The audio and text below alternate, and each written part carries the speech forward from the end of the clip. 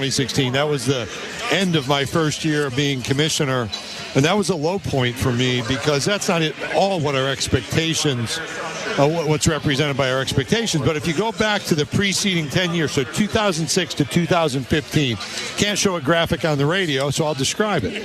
We had 3 occasions during that time period with only 3 teams selected. And we had 2 others. So half of that decade, half of that 10 years, we only had 3 or 4 teams in the NCAA tournament. That's a trend line, plus the 2016. And so we were honest about where we were. My view is we weren't talking about the right issues, the right things in our meetings. And so that was the second step. What were our problems? We didn't have continuity of coaches. We had some coaches who were wonderful people, but moved into jobs after kind of short tenures and quick runs with a couple of wins in the NCAA tournament, which could give a false impression. And then they're coming in with Billy Donovan and Kevin Stallings and Bruce Pearl. Tough to compete. I think next we had an APR, an academic progress measurement problem, which is an NCAA lingo word, but that really locked in our rosters where people didn't know how to adjust. And then from scheduling, we talked so much about the RPI, and we didn't talk about the substantive issues in my mind. Like, how do we have a better non-conference schedule? Yeah, we talked about it, and we did some estimations. We didn't compare it to others with the kind of depth that we needed and understanding how we schedule intelligently. And then you look, and I have in front of me all of our top 14 teams, quad 1, quad 2 wins. Auburn has 21 quad 1, quad 2 wins. 21. 25 total games. That's the toughest schedule in America. Florida next has 17 quad 1 and quad 2 wins. And you go all the way down. I've heard this comparison of some of the other teams that are on the bubble that have like 1 quad 1 win. LSU has 2 quad 1 wins, and they're not even in consideration. And I think winning and scheduling difficult games and winning is supposed to be rewarded. And I think we've set ourselves up for great success, given that this is a historic year. There hasn't been a league to have the kind of non-conference success we've had since 1983-84 when I was a college sophomore. I know how you're going to watch the selection show tomorrow on TV like everybody else. Do you romanticize Selection Sunday a little bit? I know fully grown adults who still print out the bracket, sharpen the pencil, and fill it out as we go along. But what's that going to be like for you tomorrow? It will be with a heavy level of anticipation to see if we can not just break a record, but shatter a record in a way that never may be touched again. So I have high expectations. And we've, in our office, never talked about less than 14 since mid-January. Literally, I've forbidden the notion that we're saying we're going to have 11 or 12.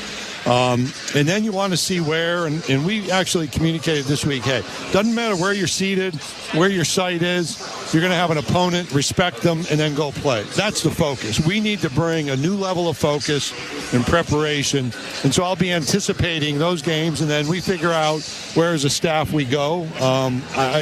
I was a high school basketball coach at one time in my career. I saw you getting shots up earlier in the week, Commissioner. You still got it. It's been a while, but I thought I'd do this. And every year when I have the chance to go to these games, I always take a moment to appreciate that the young me never would have imagined sitting behind a bench with some of the greatest coaches in America at March Madness, watching young men compete. And I'll get to go with our women's teams as well. We'll have 10 women's teams. We have 10 of the top 31 in the women's basketball net, and we host the Sweet 16 Elite 8 in Birmingham. So we've got great opportunities ahead at a time when everybody pays attention and we can advance our universities and see our teams. I really, after Selection Sunday, I think of the 85 Final Four when the Big East had 3 of the 4 in Lexington, of all places, and the 2 teams, Villanova and Georgetown, in that championship game. And that's a little bit high for an expectation, but you can always dream, right? Yeah, you've always been ambitious. Commissioner, thank you so much. Appreciate the time. There you go. We're back with more in Nashville after this on the SEC Radio Network. Nobody protects you from mayhem like Allstate. I'm the old basketball hoop in your driveway, and I'm rustier than your game. I mean, seriously, I should have been replaced back in '99. So when you go up for a dunk, I slam down onto your car. And if you don't have the right auto insurance, you might have to jump through a few hoops to pay for this. So get Allstate, save money, and get protected from mayhem like me. Savings vary based on coverage selected. Subject to terms, conditions, and availability. Allstate Bar and Casualty Insurance Company and affiliates, Northbrook, Illinois. Are you 50 or older? This news is for you. The CDC now recommends you get vaccinated against pneumococcal pneumonia. Even if you're healthy, your age puts you at risk. People 50 or older are over 6 times more likely to be hospitalized with pneumococcal pneumonia compared to adults 18 to 49. Just one shot can help protect you. Learn more and schedule at vaxassist.com. That's VAXassist.com. Sponsored by Pfizer. Back to Nashville for more SEC basketball action after this on the SEC Radio Network. In SEC country, the key to our confidence comes from having a goal. Cover 3, ready? And knowing just how we're going to get there. 8 seconds, it's plenty of time. So in these pivotal moments, we come together for inspiration and a plan. Financial confidence in SEC country works that way too, when you and your banker get together to create your personal Regions Green Print plan. I think that'll really work. Thanks. So let's huddle up, because in an SEC world, we're the SEC Bank. Regions, official bank of the SEC, member FDIC. T-Mobile 5G home internet keeps getting better. Get our fastest connection loaded with benefits. Get T-Mobile's best home internet starting at $55 a month with auto pay and any voice line. Plus, Price Lock. We won't raise your rate on internet. Check availability at T-Mobile.com/home internet. Exclusions like taxes and fees apply. Guarantees regular monthly rate plan price of fixed wireless 5G internet data with qualifying service. After $15 bill credit with postpaid voice line plus $5 a month without auto pay with debit or bank account. Regulatory fees included for qualifying accounts. $35 connection charge applies. Speeds vary due to factors affecting cellular networks.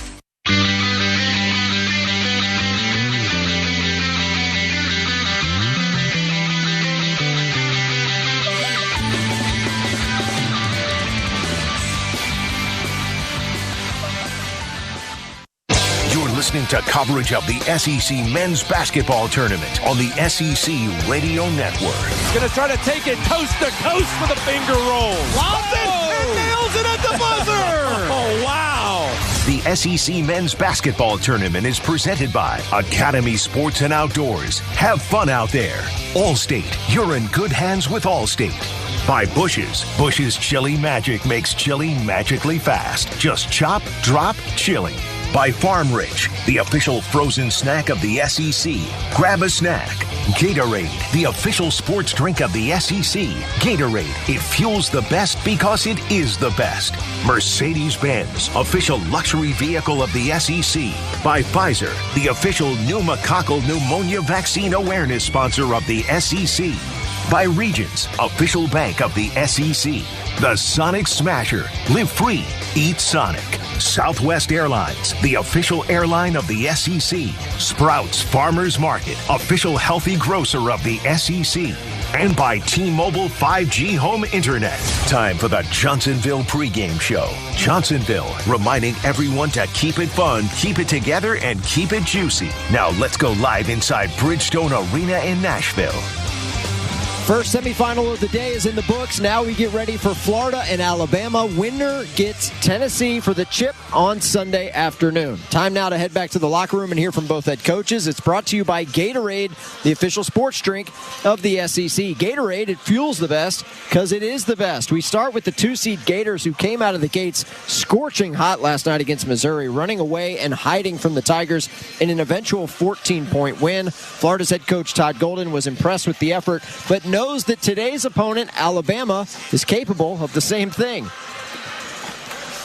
You know, obviously Alabama is so efficient offensively. They're really, really good, and not a team you want to fall behind against. And we did get off to a great start yesterday against Missouri. It kind of gave us a little bit of padding, a little bit of room for error, which we had plenty of over the next 20 or 30 minutes of that game.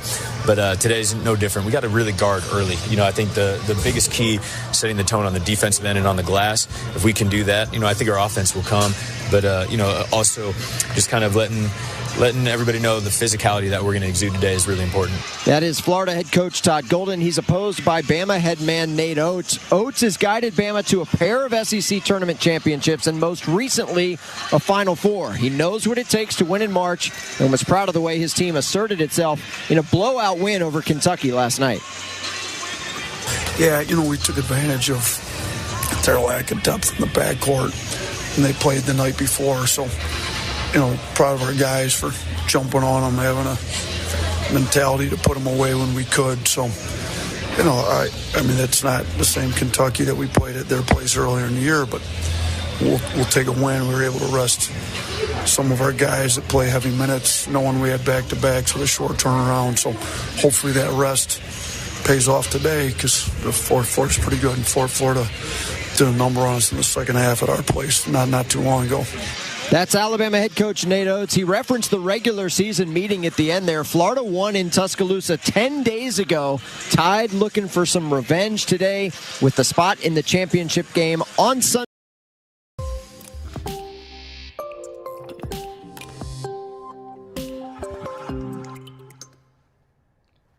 Cheers, Insiders! Thanks for hanging out with us this afternoon, this evening, this morning, the middle of the night, wherever it is where you're watching from. Thank you for spending your time with us here and cheering on whatever team it is that you're rooting for in the SEC tournament. Please do us a favor and let's get some more basketball fans here in the chat to help us raise money for SickKids Hospital in Toronto and have a really good time partying it up during March Madness. Hit that like button down below as well. Please share this link out. Every single share is so massive. Please share it out as it helps YouTube recognize that more people are enjoying what they're watching. Now let's get back to the basketball. Good luck to your team.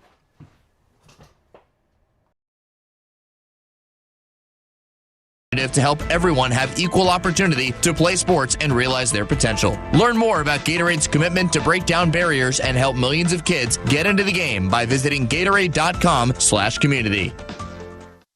You're listening to the SEC Men's Basketball Tournament. A shot from three, nothing but net. On the SEC Radio Network. Johnsonville asks, know why they're called sausage links? Because they have the power to link people together. Isn't that beautiful?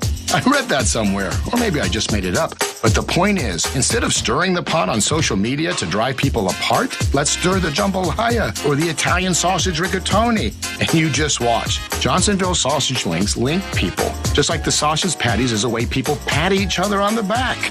Okay, that I totally made up, but it's also very true. Keep it juicy out there.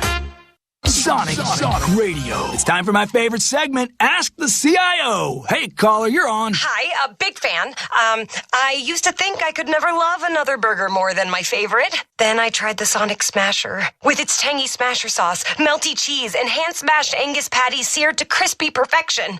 How do I tell my favorite burger it's been replaced? Easy. You don't. It's a burger. It has no feelings. The Sonic Smasher. Try it as a double or a triple. Live free, eat Sonic. See menu for details.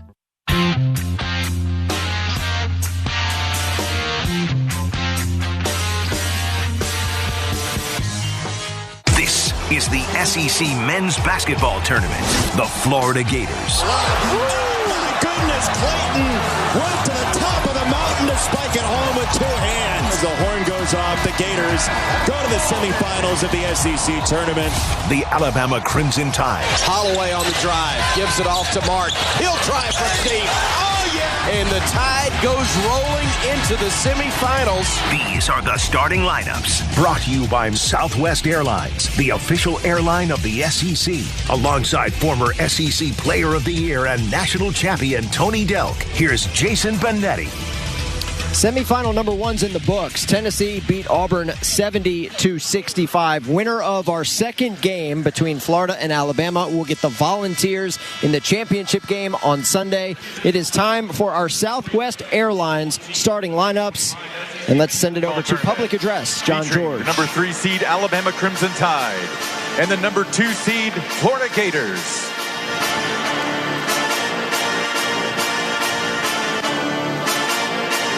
Now let's meet the starting lineups for the teams. First for the Alabama Crimson Tide. At guard, a 6'4" freshman from Mobile, Alabama. And from the All-SEC freshman team, number 0, LeBaron Philon.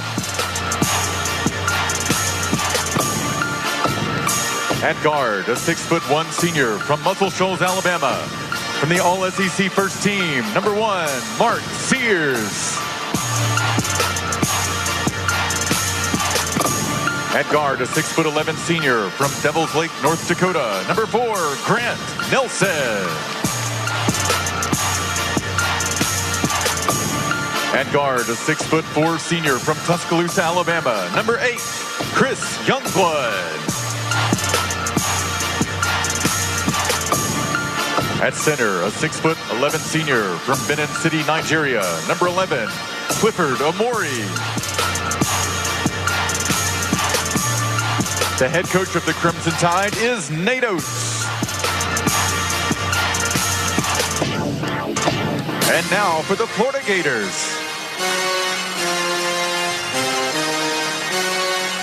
At guard, a 6'2" senior from Lake Wales, Florida. From the All-SEC first team, number 1, Walter Clayton Jr.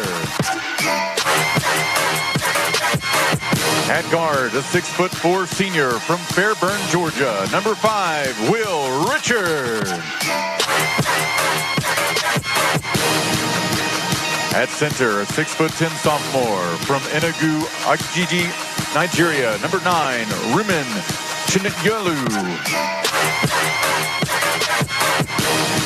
At guard, a 6'2" graduate from Summit, Mississippi, number 15, Elijah Martin. At forward, a 6'11" sophomore from Perth, Australia, from the All-SEC third team, number 21, Alex Condon. The head coach of the Gators is Todd Golden. All right, those are your Southwest Airlines starting lineups. These are the guys who are going to be calling the game, Jason Benetti and Tony Delk. Guys, I hope you caffeinated between games because it's going to be a track meet here between the Gators and Tide. Yeah, there's no venti in the world that can get you ready for Alabama and Florida and the pace that's about to happen in front of us. But you know what? It is two styles of play that are easy to recruit to, and we're going to see it right in front of us, how much fun you can have in the open floor. And both of these guys have done an excellent job recruiting the players that fit their culture, as well as players that understand what the coaches are expecting out of them. And like I stated about the last game, first team to 60, Auburn, Tennessee. This game, first team to 90 is going to win. Are you sure about that?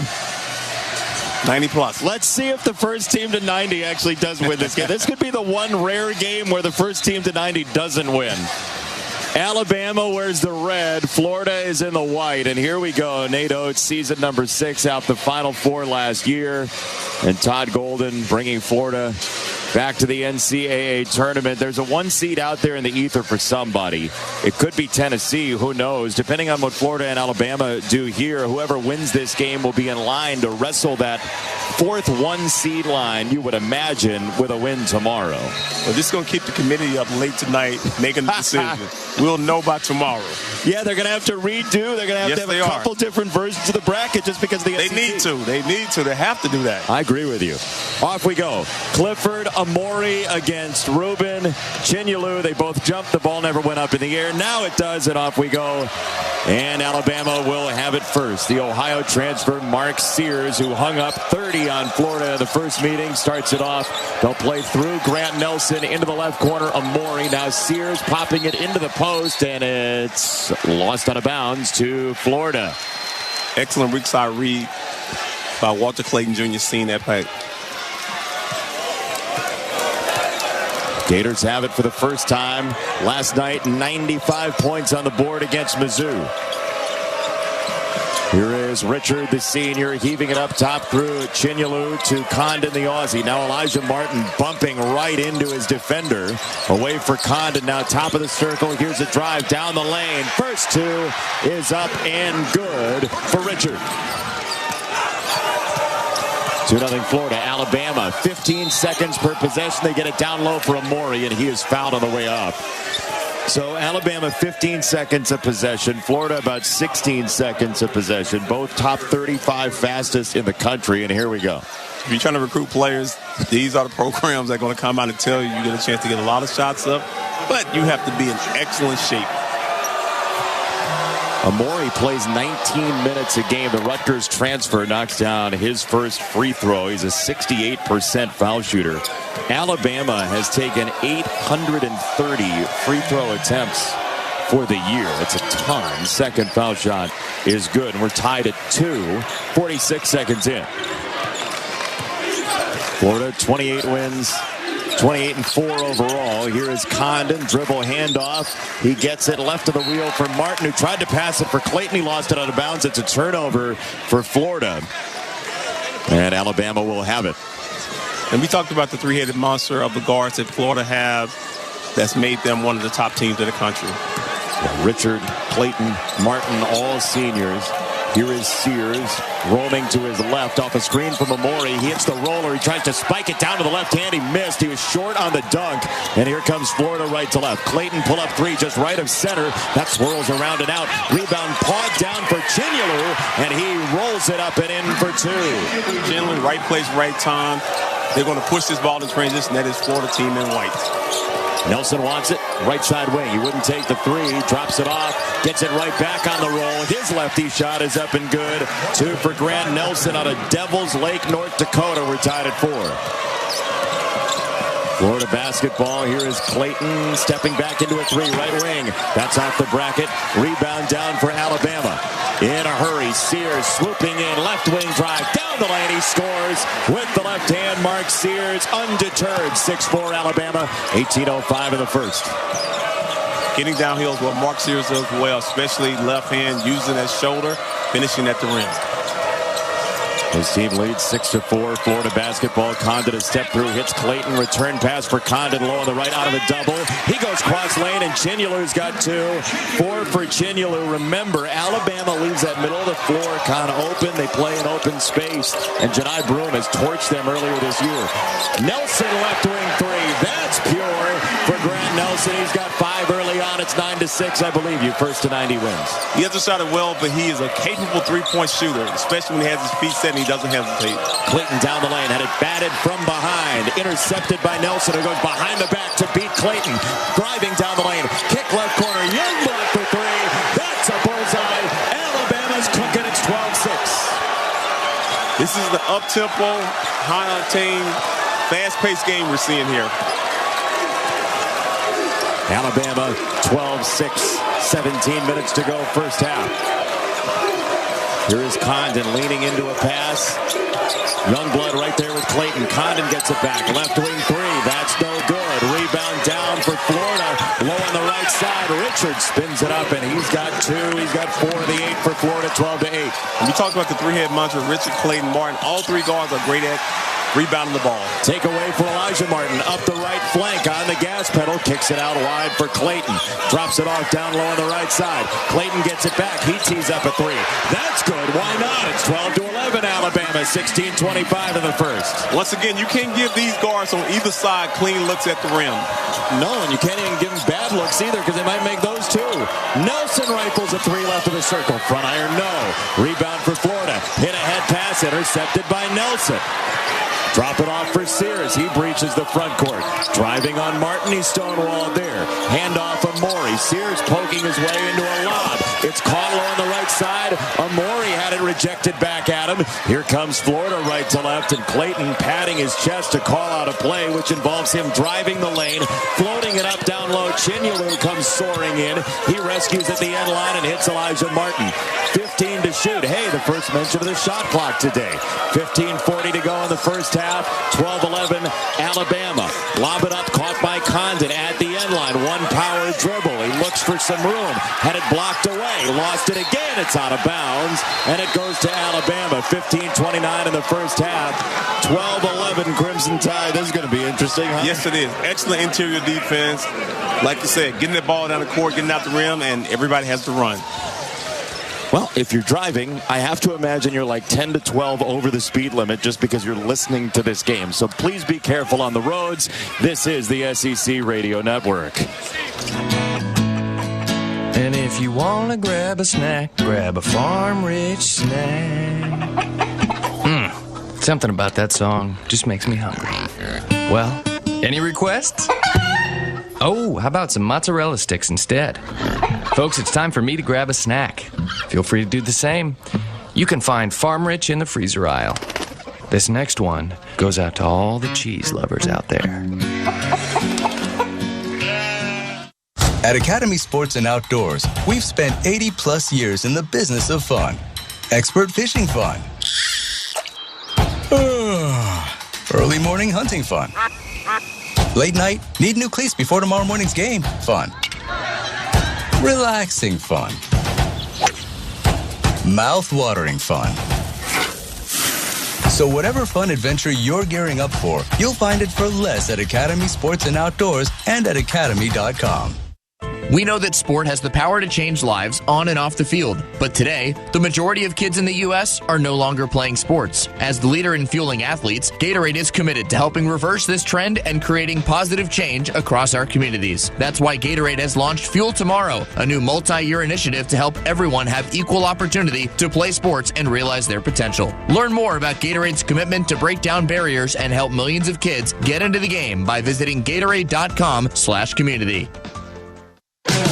SEC basketball is brought to you all week long by Academy Sports and Outdoors. Have fun out there. Gatorade, the official sports drink of the SEC. Gatorade, it fuels the best because it is the best. By Regions, official bank of the SEC. And by T-Mobile 5G home internet.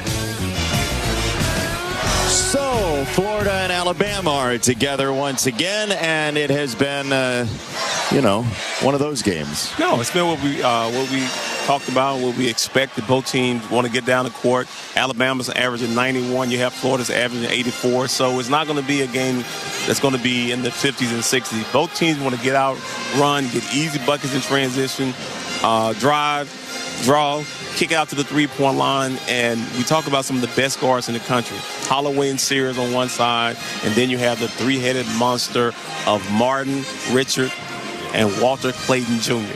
All are seniors. And with that, you also have the freshman for Alabama, LeBaron Philon, who was outstanding in the quarterfinals against Kentucky. He hasn't taken a shot so far in this game, but he's gonna. Oh, it's coming. One of those players that takes his time. He lets the game come to him, and when you play for a coach like Nate Oates, he's going to give you opportunity to showcase your skill set. And then we see both teams having depth. So it's not going to just be 5 guys. It's going to go to 8, 9, maybe 10 players that's going to get time on the court. Nate Oates, the former math teacher from Romulus, Michigan High School, where he, in order to raise money for his team to go on trips, sold snacks from his classroom. That's not happening anymore. I'm sure with that contract extension he's gotten, he should be donating much more than snacks. Well, you look at the sport coats he wears. Nice. And he's clean. He's upgraded. There's a good haberdasher somewhere for Nate Oates. So it's Alabama basketball. Jaron Stevenson roaming low on the right side, has to kick it back out. Top of the key three. It's Philon. That's no good. It crawls off the rim, and the rebound high for Handlogton for Florida into the ball game. The big who came back from the broken leg, also Denzel Aberdeen into the game. He's changed to pink shoes. He drives down the lane. He staggers, and he ends up on the ground. He's fouled. They're going to give 2 free throws to Aberdeen. Nate Oates believed that was a travel instead.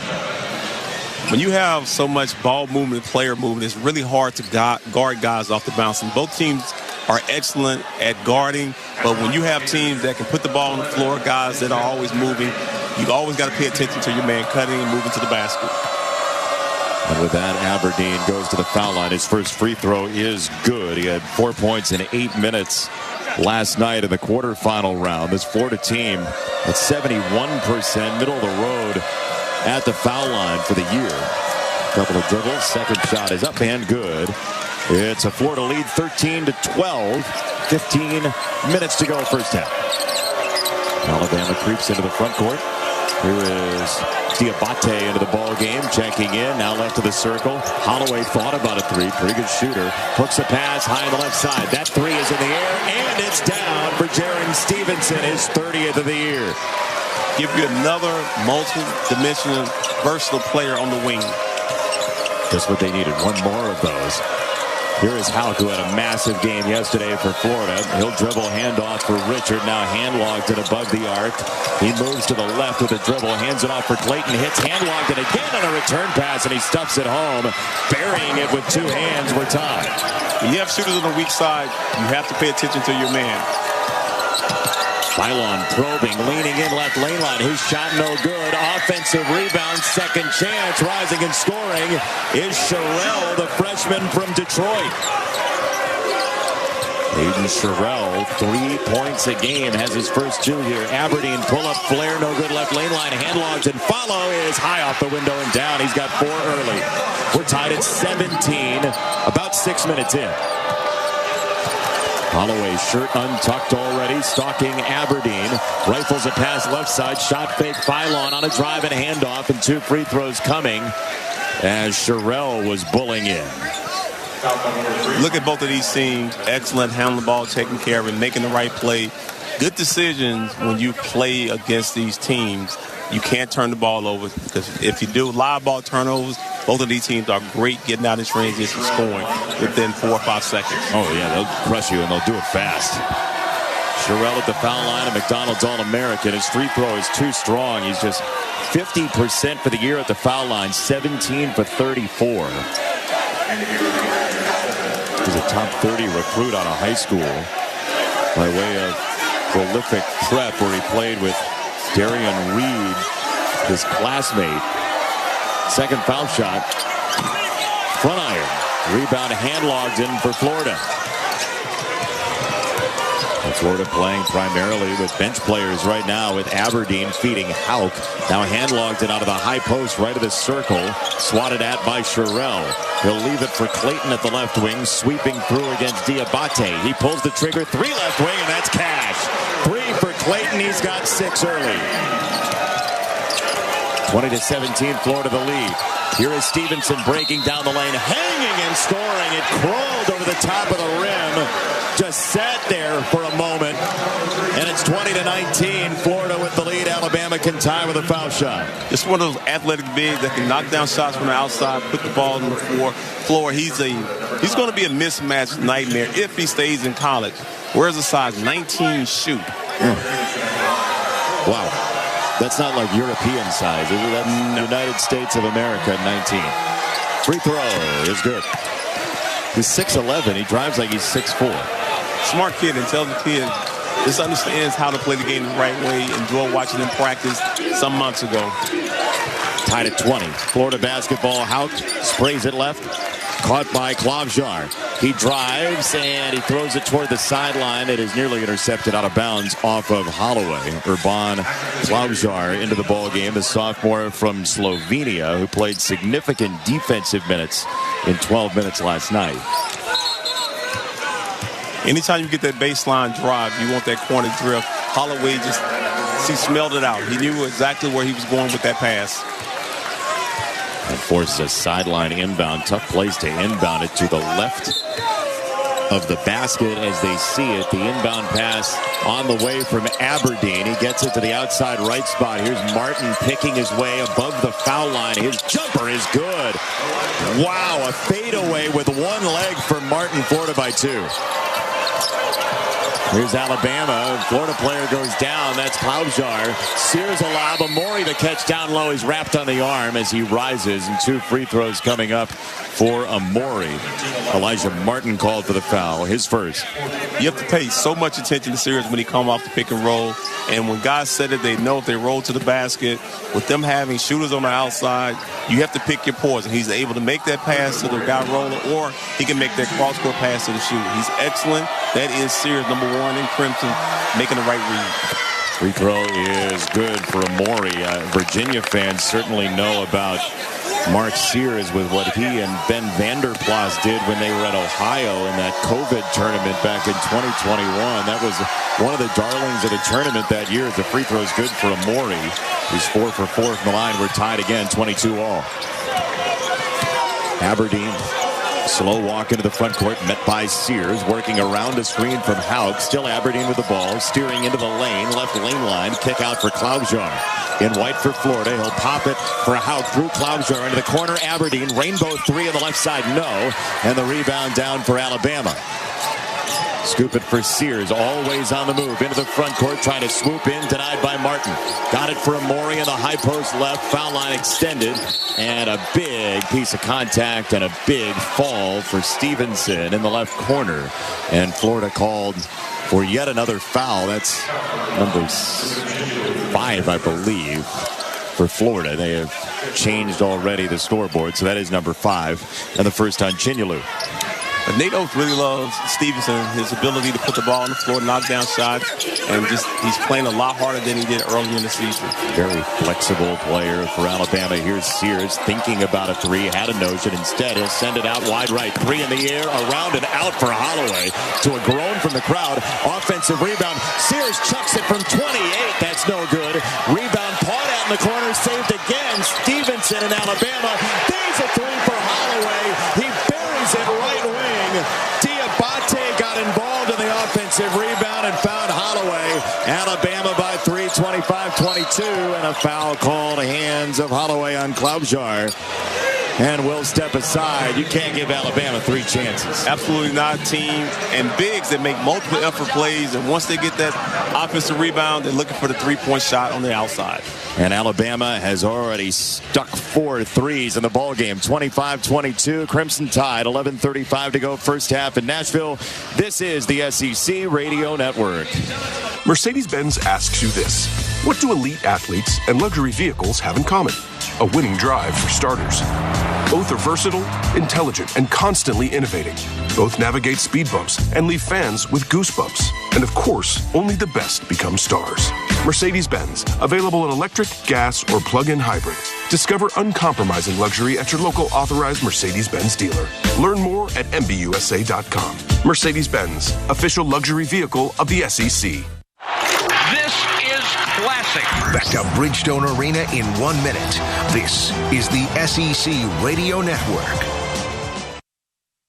Nobody protects you from mayhem like Allstate. I'm the old basketball hoop in your driveway, and I'm rustier than your game. I mean, seriously, I should have been replaced back in '99. So when you go up for a dunk, I slam down onto your car. And if you don't have the right auto insurance, you might have to jump through a few hoops to pay for this. So get Allstate, save money, and get protected from mayhem like me. Savings vary based on coverage selected. Subject to terms, conditions, and availability. Allstate Bar and Casualty Insurance Company and affiliates, Northbrook, Illinois. Are you 50 or older? This news is for you. The CDC now recommends you get vaccinated against pneumococcal pneumonia. Even if you're healthy, your age puts you at risk. People 50 or older are over 6 times more likely to be hospitalized with pneumococcal pneumonia compared to adults 18 to 49. Just one shot can help protect you. Learn more and schedule at vaxassist.com. That's VAXassist.com. Sponsored by Pfizer.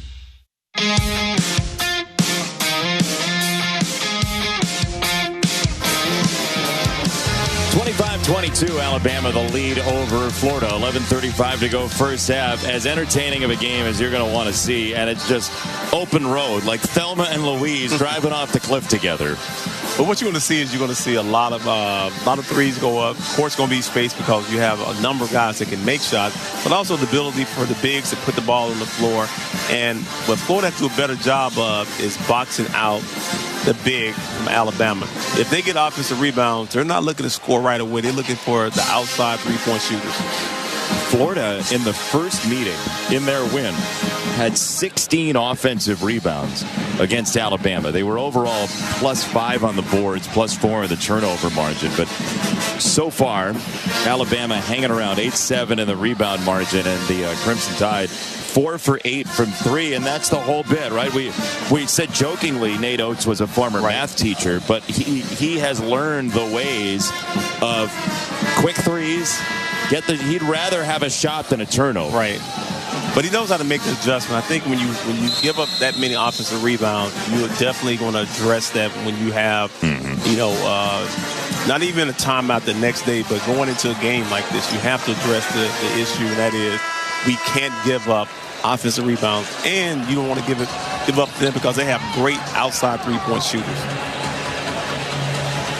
Florida so far 2 for 6 from 3. Alabama's been to the foul line for 7 shots, too, as Aberdeen will inbound it in Gator white, blue, and orange. He'll sling it for Klobuchar back to Aberdeen at the right angle. Bounce it, Klobuchar. He jumps for 3, top of the key, and ties the game. Urban Klobuchar makes it 25-all. Excellent job of getting his feet set, coming off, ready to shoot the ball. Alabama on the other end, a lob to Amori, who invills it down, and Alabama leads by 2. Florida has to figure out how to force Sears to go right and not go left. Aberdeen goes left and scoops it up and in with the right. Brady ties the game and a foul. 27 all, 11:09 to go. By the time we hit the 10-minute mark, if this is 30-30, we're going to be on pace for 120 to 120. Can they keep that up? I think it's possible. I do too. It's going to be, we knew this was going to be a high-scoring game. Both these teams have excellent shooters. They have guys that can put the ball on the floor, and they want to play fast. Yeah. Very fast. Free throw for Aberdeen. Around and out. Rebound trickles down to Amori. Tied at 27. Phylon quickly into the front court, skating to the top of the key. He hesitates and drives and lobs it up again. Amori stuffs it in off the window for two more. He just comes flying over everybody. Alabama by 2. Florida on the other end. Martin tees up a 3 right of the circle. No dice. Rebound yanked down by Phylon. Into the front court. Here comes Alabama. Phylon, another hesitation. He leans into a dribble. Passing for Nelson. Driving left lane line. And he smokes it down with 2 hands. Look out below and above and all around. It's 31-27. Nelson's a better athlete than most people think. He can rise up, make the 3 from the outside, put the ball on the floor. He's a multiple effort player. Now, right back at him. Barreling in, and he spikes it with the right. Dunks galore, 31-29. Nelson attacking, reverse layup from the left short corner is good. 33-29 Alabama. If you're trying to keep score, put your pen down. With that dunk last time, that bought him the layup. He was not coming over to try to block the shot. Aberdeen gets caught. He spins and fires from the elbow. No, sir. And a rebound foul against Florida. Condon was involved down low, and he's called for his first personal. 33-29 Alabama. 9:58 to go in the first half. Woo. I love this pace. You're talking about two teams that want to get up and down the court. They want to shoot threes. They want to get out of transition. They're not messing around. Phylon off the screen from Amori. He'll hit Sears off a curl. Top of the key. His pass deflected into the corner. Picked up by Youngblood. Back to Sears. Probing on a kick left corner. Nelson rides for 3. No, sir. Rebound down for Florida. And Richard clamps down on it.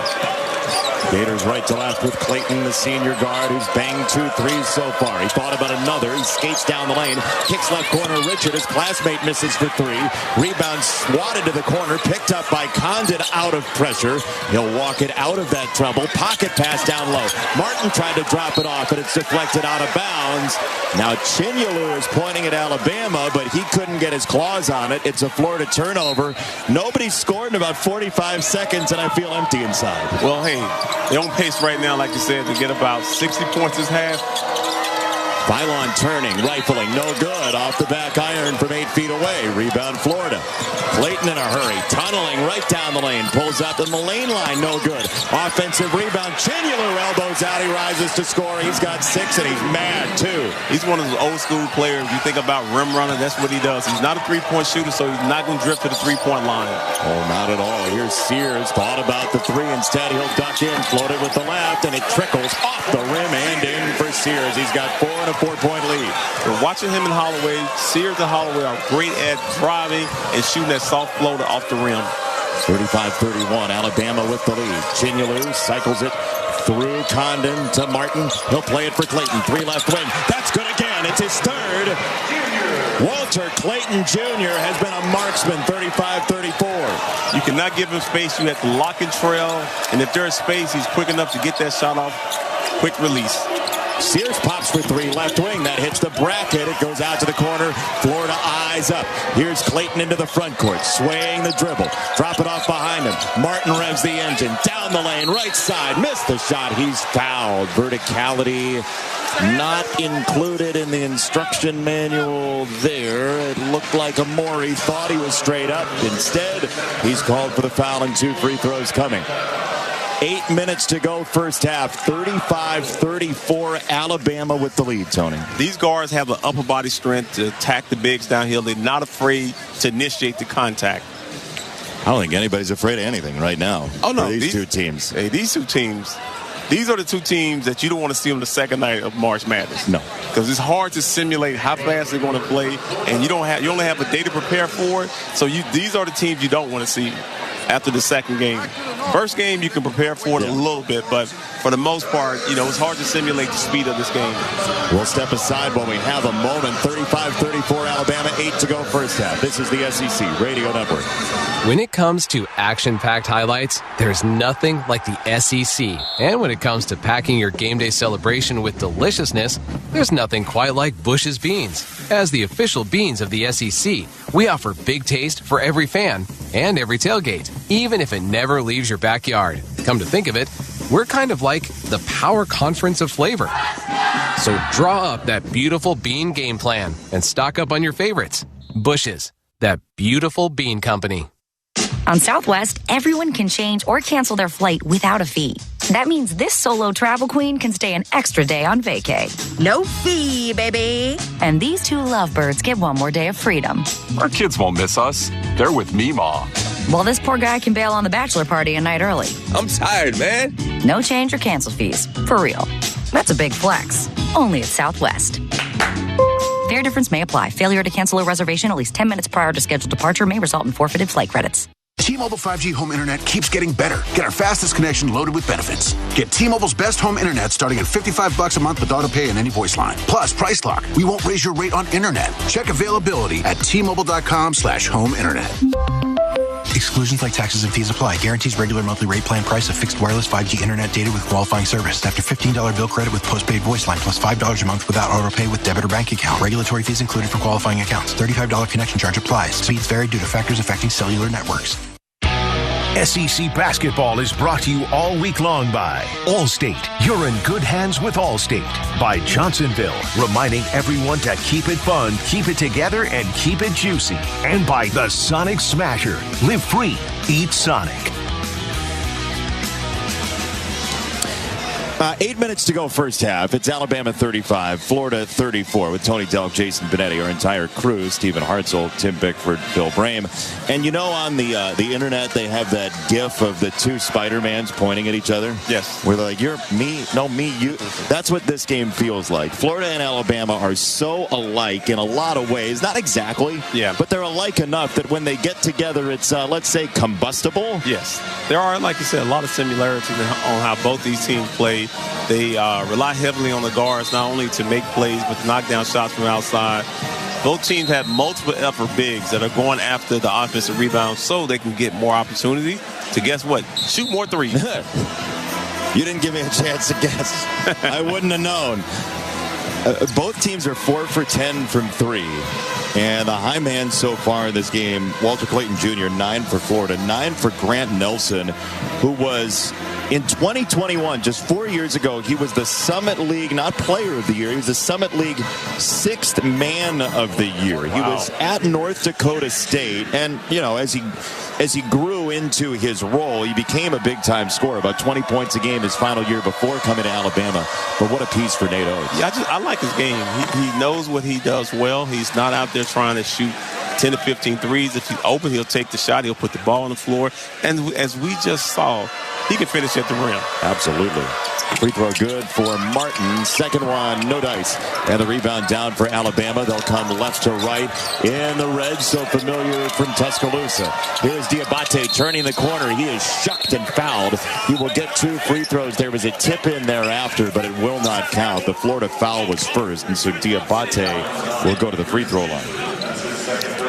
Neither one of these teams are wasting time once they get into half court. It's a few passes, drive to the basket, look for the three.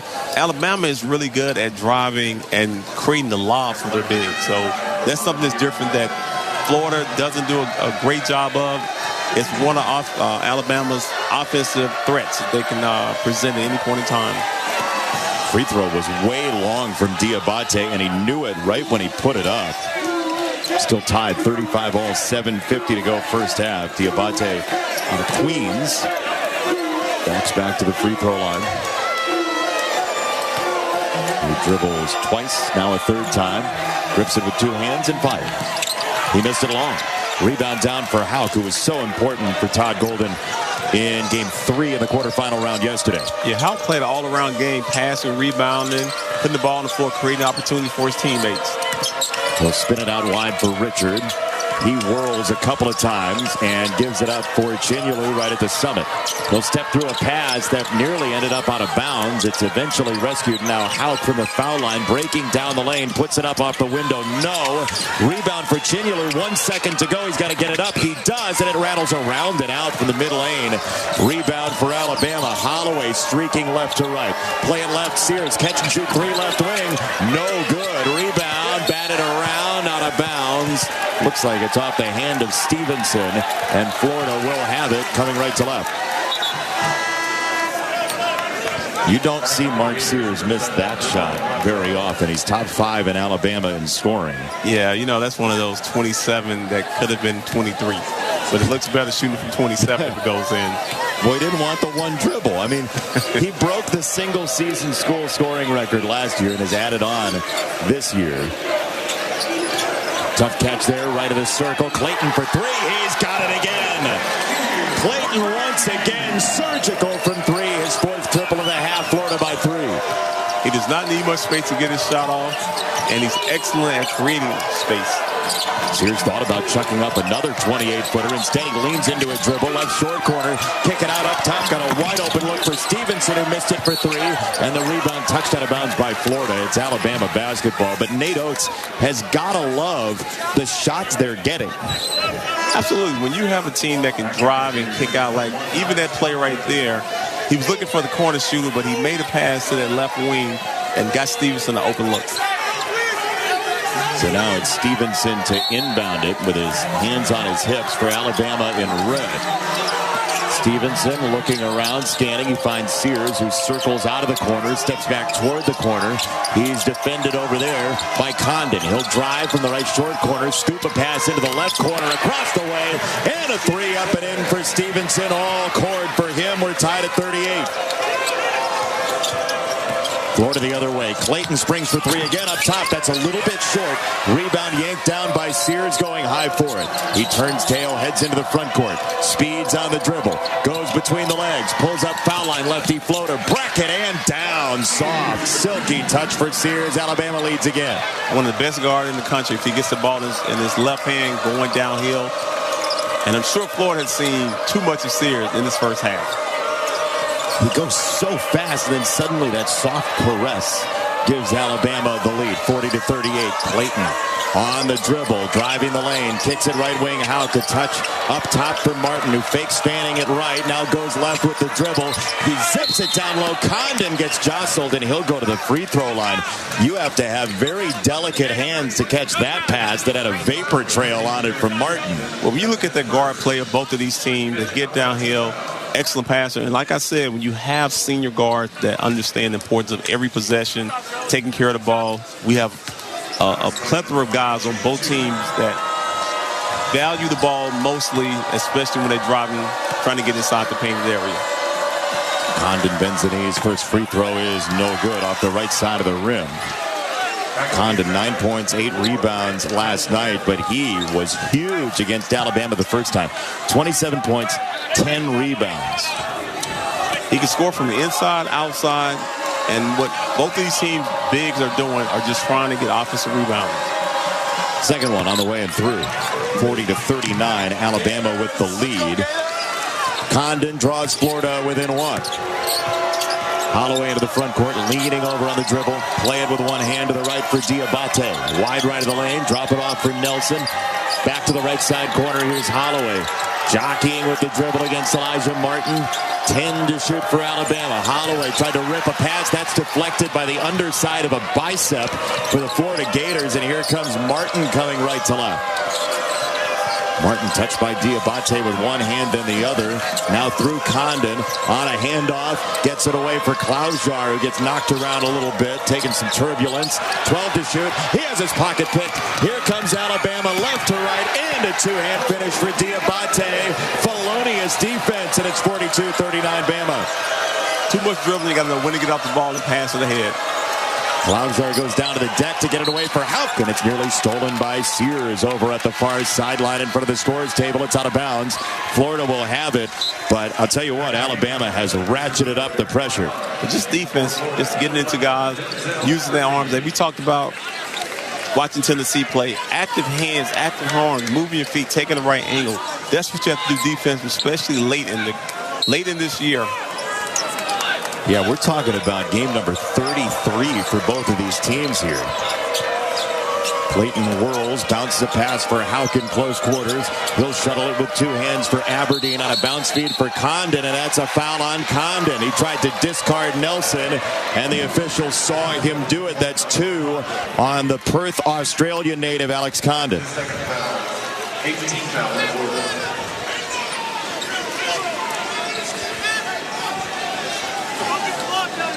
18 fouls on Florida, 5 against Alabama so far because it's an offensive foul. No free throws here, but Bama basketball. Philon into the front court, tiptoeing into Clayton. Now here's Nelson who set the screen. Now Nelson running down the lane. His shot no good. Rebound comes down to the deck, picked up by the Gators. Aberdeen right to left, hustling into the front court. He'll sling it right for a swooping drive for Martin, and he cups it in for two. He's showing his athleticism. When you keep a man up the high up the lane, it's create that baseline drive. Whip it around the arc. Philon dancing on the dribble for Alabama. Here's Nelson sweeping through on a handoff for Sears. Sears on a drive down the left lane line. Kick it right corner. Stevenson got it away. Philon, rainbow three, right wing. No. Oh, and the rebound foul against the Alabama Crimson Tide at 42-41. 3:40 to go. It's on Nelson. That is his first and the team's sixth. Paying attention to Philon. Even though he scored a lot of points last night, he still is a freshman, still is a young player. They're playing physical with him and making it tough for him to score. He's not scored so far in this ball game after 21 points in 27 minutes yesterday, late night. 42-41, Alabama over Florida. 3:40 to go. First half. Winner gets Tennessee tomorrow. This is the SEC Radio Network. In SEC country, the key to our confidence comes from having a goal. Cover three. Ready? And knowing just how we're going to get there. 8 seconds. It's plenty of time. So in these pivotal moments, we come together for inspiration and a plan. Financial confidence in SEC country works that way too, when you and your banker get together to create your personal Regions Green Print plan. I think that'll really work. Thanks. So let's huddle up, because in an SEC world, we're the SEC Bank. Regions, official bank of the SEC. Member FDIC. Lobs it up in a right-hand jam. Have mercy. You're listening to the SEC Men's Basketball Tournament on the SEC Radio Network. At Academy Sports and Outdoors, we've spent 80-plus years in the business of fun. Expert fishing fun. Early morning hunting fun. Late night, need new cleats before tomorrow morning's game fun. Relaxing fun. Mouth-watering fun. So whatever fun adventure you're gearing up for, you'll find it for less at Academy Sports and Outdoors and at academy.com. Severance Season 2 is now streaming on Apple TV+. What you all did 5 months ago was one of the most painful moments in the history of this company. Our message got out. We're famous. All of us equally, or one of us is like the star? What did you see? My Audi's wife is Miss Casey. If you wouldn't find out what happened to her, I'll help. She's still alive. I want to see my wife. You should have left. Severance. New season now streaming. Only on Apple TV+.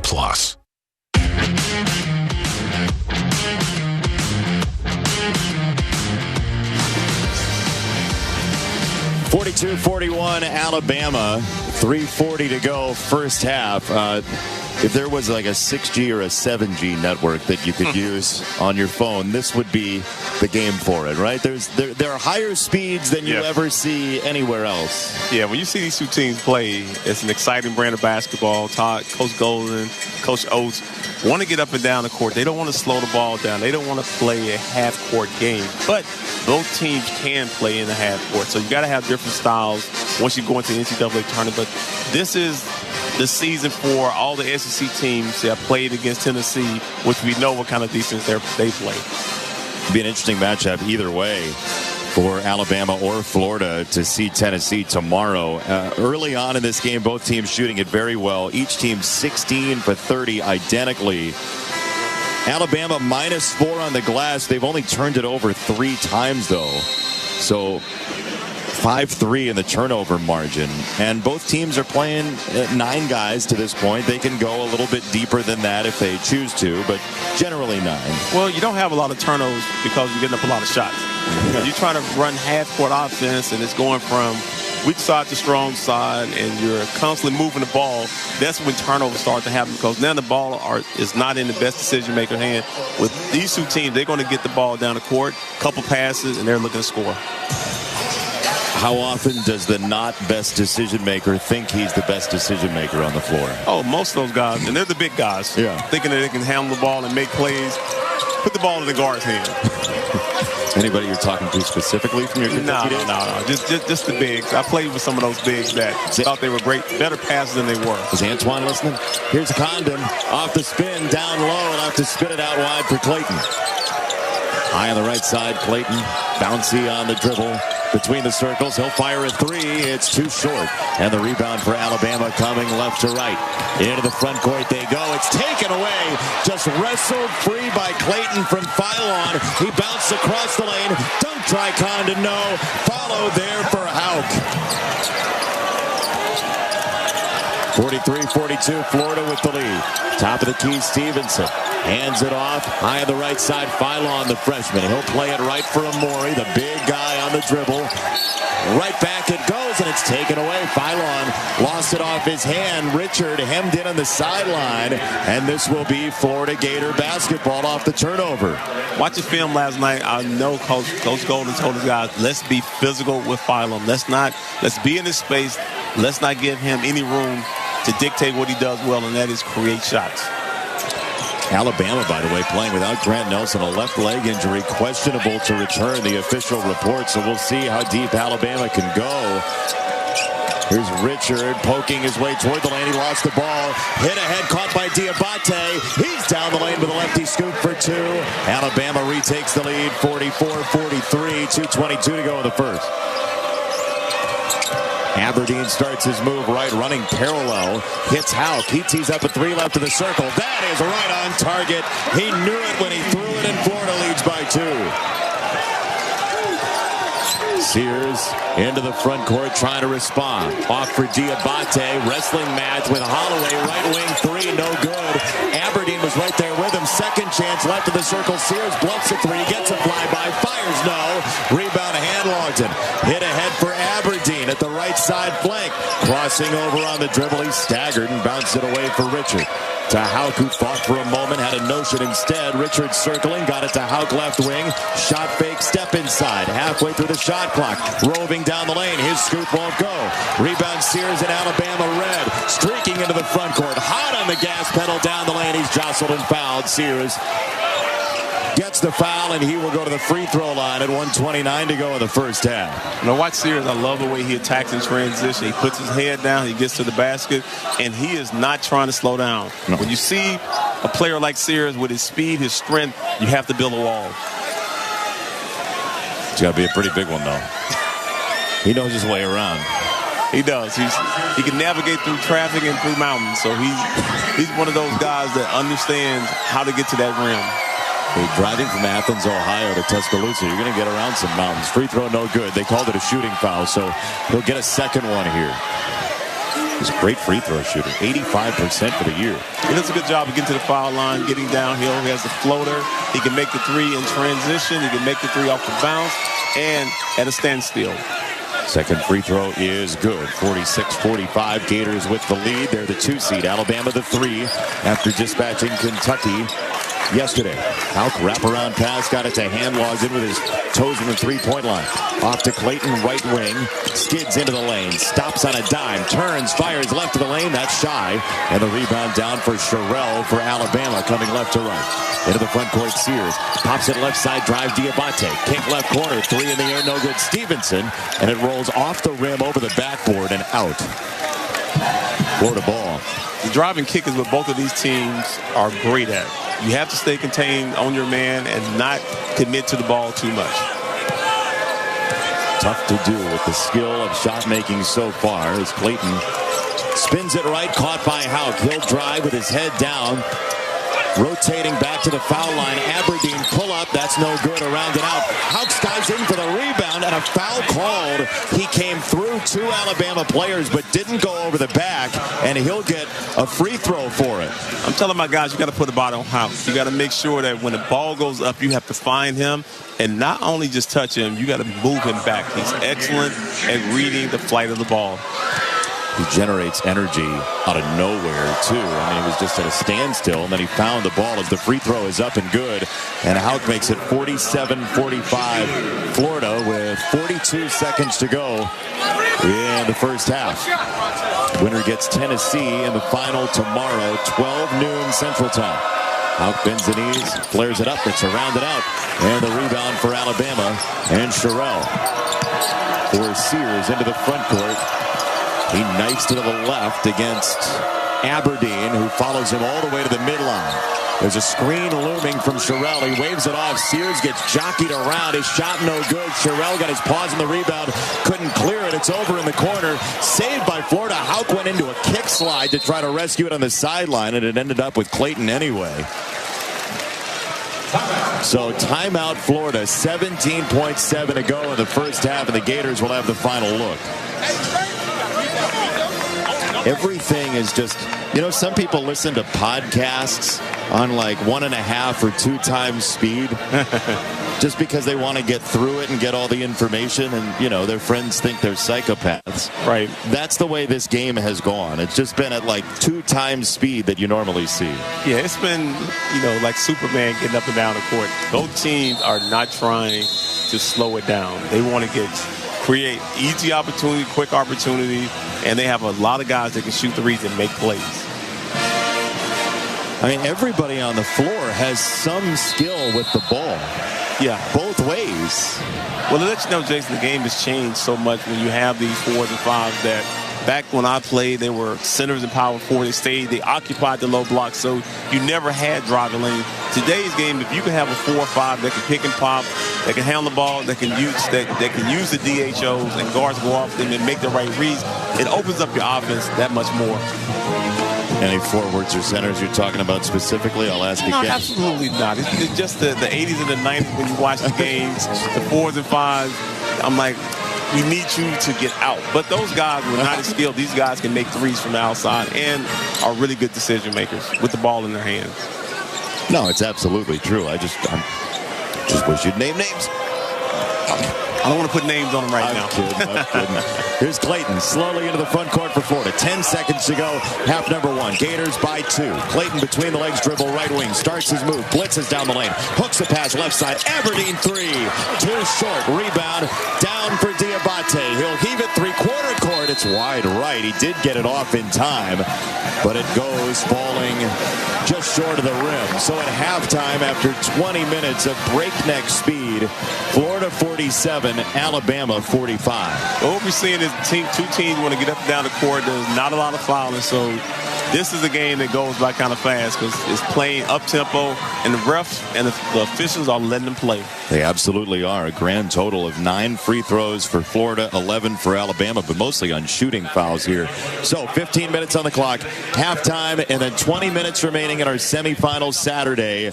Stephen Hartzell has highlights from the first half and scores from around the country as well. Coming up after this word from our friendly sponsors. This is the SEC Radio Network. Sonic Radio. It's time for my favorite segment, Ask the CIO. Hey, caller, you're on. Hi, a big fan. I used to think I could never love another burger more than my favorite. Then I tried the Sonic Smasher. With its tangy smasher sauce, melty cheese, and hand-smashed Angus patties seared to crispy perfection. How do I tell my favorite burger it's been replaced? Easy. You don't. It's a burger. It has no feelings. The Sonic Smasher. Try it as a double or triple. Live free, eat Sonic. See menu for details. Nobody protects you from mayhem like Allstate. I'm the valet at the game, and I'm as tight on cash as this lot is on space. So I'm going to park your way too big truck in this way too small spot. And if you don't have the right auto insurance, this might leave you crunched for cash. So get Allstate, save money, and get protected from mayhem like me. Who's next? Savings vary based on coverage selected. Subject to terms, conditions, and availability. Allstate Bar and Casualty Insurance Company and affiliates, Northbrook, Illinois. How about this? Back to Music City after this timeout. This is the SEC Radio Network. The Southeastern Conference. It's the land of legends, the places, the faces, and moments. And he's going for it. It's a touchdown! We've seen the confetti fall again and again. But we're not done. It's time for the next generation to make their mark and go from 14 deep to 16 strong. It's a whole new ball game in the SEC, and it just means more.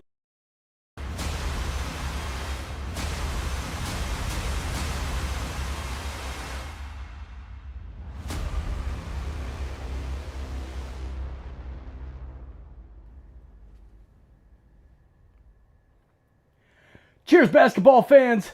Who are you rooting for today in this matchup? Well, get loud in the chat, cheer them on, and hang out with a bunch of people from all over the world. And while we're doing that, the main reason is this SickKids Hospital and Toronto Sports Insider Bracket Mania campaign that is now live. It is underway. Please check the link that is in the description as well as pinned in the chat. And donate if you are able. If not, please share it out. We are going to raise, the goal is at least $100,000 for SickKids Hospital from now until a champion is crowned at the Final Four. We'll see you back in the chat. Go, whichever team it is you're going for. Go Gators. This one as advertised at the half. Gators lead 47-45. Winner gets a spot in the championship game on Sunday against Tennessee. Stephen Hartzell with you courtside at Bridgestone Arena. Welcome into the Farm Rich halftime show. Coming up, we'll reset the bracket here in the SEC. We'll also check scores from other conference tournament games. First, though, a listen back to highlights from the first 20 minutes. And with these two offenses, there were plenty to choose from. Did not take long before both teams would find their range from three. Alabama made the first move. Clayton down the lane, had it batted from behind. Intercepted by Nelson, who goes behind the back to beat Clayton. Driving down the lane, kick left corner, Youngblood for three. That's a bullseye. Alabama's cooking, it's 12-6. This is the up-tempo, high-octane, fast-paced game we're seeing here. Chris Youngblood from downtown, and just like that, we were off to the races. Bama led by a half dozen at 12-6. That would be the largest lead for either team in the first 20 minutes. Because in this game, 6 points can be made up very quickly. It did so courtesy of Walter Clayton Jr. Take away for Elijah Martin, up the right flank on the gas pedal, kicks it out wide for Clayton. Drops it off down low on the right side. Clayton gets it back. He tees up a three. That's good. Why not? It's 12-11 Alabama, 16-25 in the first. Florida didn't get off to as hot a start as they did last night against Missouri, but the offense was still humming at a 60% clip about midway through the first half. Bama wasn't exactly slacking in that department either. When the three-pointers weren't falling, the old-fashioned three-point plays were. 20-17, Florida the lead. Here is Stevenson breaking down the lane, hanging and scoring. It crawled over the top of the rim. Just sat there for a moment. And it's 20-19. Florida with the lead. Alabama can tie with a foul shot. Jaron Stevenson with the and one. Even when Bama was missing shots, they'd get offensive rebounds and just keep shooting until it fell in. Rebound, caught out in the corner, saved again. Stevenson in Alabama. There's a three for Holloway. He buries it right wing. Diabate got involved in the offensive rebound and found Holloway. Alabama by 3, 25-22. On that possession alone, Alabama had 3 looks at it, and the Tide were finally able to pour it in courtesy of the Aiden Holloway three. It wasn't just Bama doing the scoring. Gators were running too. Here's Denzel Aberdeen making it happen for the Gators. Aberdeen goes left and scoops it up and in with the right. He ties the game and a foul. 27 all, 11:09 to go. If there was one clip that summed up the pace and quality of offense we saw in the first half, it might be this one. Both teams running, and if it wasn't threes in transition, it was plays like this above the rim. Here comes Alabama. File on another hesitation. He leans into a dribble, passing for Nelson, driving left lane line, and he smokes it down with 2 hands. Look out below and above and all around. It's 31-27. Nelson's a better athlete than most people think. He can rise up, make the three from outside, put the ball on the floor. He's a multiple effort player. Now, right back at him. Barreling in, and he spikes it with the right. Dunks galore, 31-29. Alabama's Grant Nelson, Florida's Thomas Hawk with dueling dunks. It's been that kind of half. In total, 12 ties, 10 lead changes, and the Gators lead by a deuce, 47-45. Again, the winner of this one gets Tennessee after the Volunteers dispatched of Auburn 70-65 in our first game of the day. So Tennessee awaits the winner of Florida and Alabama in the championship game on Sunday, and the Gators lead the Tide by 2, 47-45. We'll step away. When we come back, more of the Farm Rich Halftime Show. We'll check scores from other games across Conference Tournament Week. You're listening to the SEC Radio Network. Johnsonville asks, know why they're called sausage links? Because they have the power to link people together. Isn't that beautiful? I read that somewhere, or maybe I just made it up. But the point is, instead of stirring the pot on social media to drive people apart, let's stir the jambalaya or the Italian sausage rigatoni. And you just watch. Johnsonville sausage links link people, just like the sausage patties is a way people pat each other on the back. Okay, that I totally made up, but it's also very true. Keep it juicy out there. Severance Season 2 is now streaming on Apple TV+. What you all did 5 months ago was one of the most painful moments in the history of this company. Our message got out. We're famous. All of us equally, or one of us is like the star? What did you see? My Audie's wife is Miss Casey. If you want to find out what happened to her, I'll help. She's still alive. I want to see my wife. You should have left. Severance. New season now streaming. Only on Apple TV+. Where champions are crowned. This is the SEC Radio Network. In SEC country, the key to our confidence comes from having a goal. Cover 3, ready? And knowing just how we're going to get there. 8 seconds, it's plenty of time. So in these pivotal moments, we come together for inspiration and a plan. Financial confidence in SEC country works that way too, when you and your banker get together to create your personal Regions Green Print plan. I think that'll really work. Thanks. So let's huddle up, because in an SEC world, we're the SEC Bank. Regions, official bank of the SEC, member FDIC.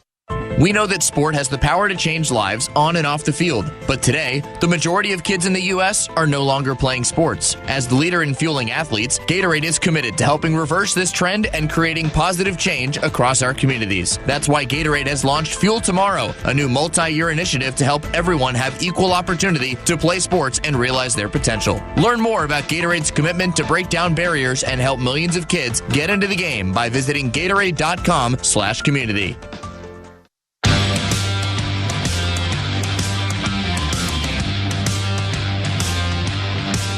You're listening to the SEC Men's Basketball Tournament on the SEC Radio Network. Time now for the Regions Scoreboard Update. Regions, official bank of the SEC. Florida leads Alabama 47-45. Winner of this one gets Tennessee in the championship game on Sunday. Quick check of scores from across other conference tournament action. Big Ten tournament semifinals. Michigan leads Maryland 38-34. That is a halftime score from Indianapolis. Other games in progress right now. Memphis trails Tulane 59-57 in the AAC semifinal. There's still 8 minutes to play in the ballgame there. That would be a bid off the board. That could be some bid thievery in the AAC. Keep an eye on that. That's a one-bid league. If Memphis were to lose to Tulane, that would be a problem for some at-large teams come Sunday. Some finals from earlier today. Wisconsin beat Michigan State 77-74 in the Big Ten tournament semifinal. It'll be the Badgers against the winner of Michigan and Maryland for that conference championship game. Still to come later, you got Duke Louisville playing for an ACC championship game in Charlotte. Houston and Arizona will hook up for a Big 12 championship game. St. John's and Creighton playing at Madison Square Garden for a Big East tournament championship there. And for you late night hoops heads, Mountain West Conference Championship in Las Vegas. Boise State and Colorado State. Mountain West, good league. Could be 4 NCAA at-large bids for the Mountain West Conference. Again, halftime of our game. Alabama trails Florida. Entertaining first 20 minutes of basketball. 47-45. Gators with the lead. We'll bring back in Jason Benetti and Tony Delk. On the other side, they'll have the call of the second half. Back to Bridgestone Arena in Nashville after this on the SEC Radio Network.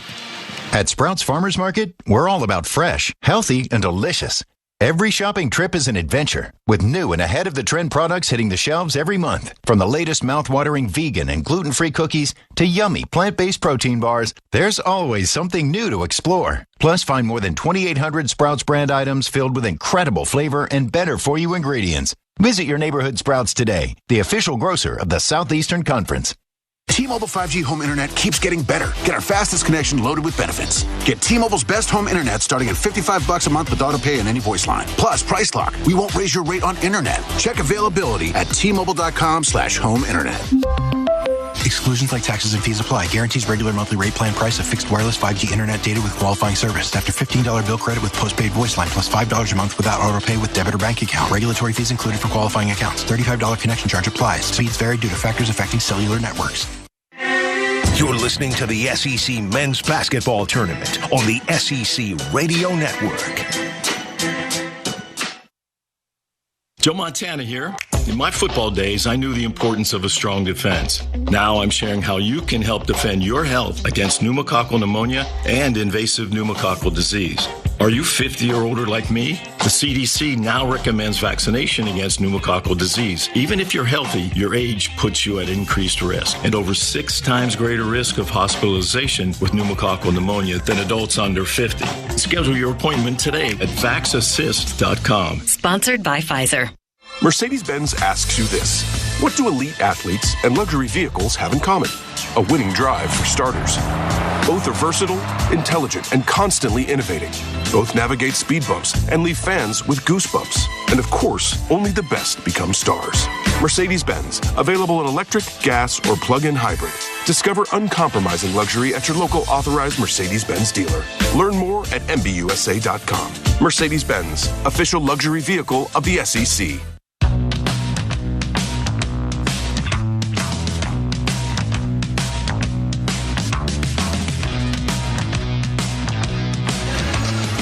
All right, we're getting ready for the start of the second half coming up in a couple of minutes. Florida leads Alabama 47-45 before we bring back in Jason Benetti and Tony Delk, who will have the call of the final 20 minutes today in Nashville. Stations, let's pause 10 seconds for Station ID here on the SEC Radio Network.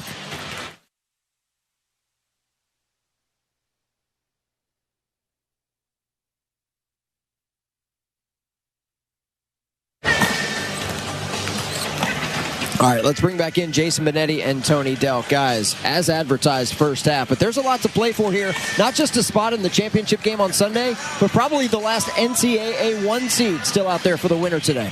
Yeah, it's playable for, you would figure, Florida and Alabama certainly. But if Tennessee were to end up with like a blowout victory tomorrow, you could make an argument for the Volunteers to be a 1 seed as well. The resume is not the same as, say, Florida, so right. I think it would default to Florida. But you could make an argument. I mean, you could make a case for it, but I think today's game is going to be more important than tomorrow's game.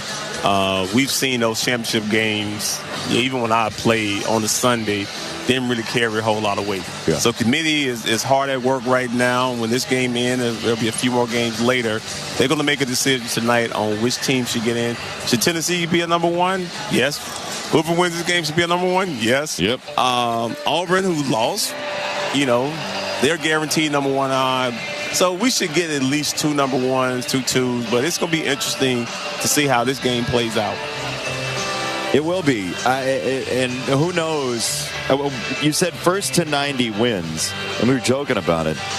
They're both possibly going to get there. They're on pace, right? We're on pace for 94-90. The first meeting was 99-94 on March the 5th. I mean, we're talking about a week and a half ago they just played. So they know each other so well. And right before we came back from the station ID, Tom Petty's I Won't Back Down was playing, right, which seems very fitting for both of these offenses. It's just like, you know what? First best shot and see what happens. Well, you have 2 coaches in Coach Golden and Coach Oates that believe in their offense. They believe in their scheme. They believe in the skill sets of their players.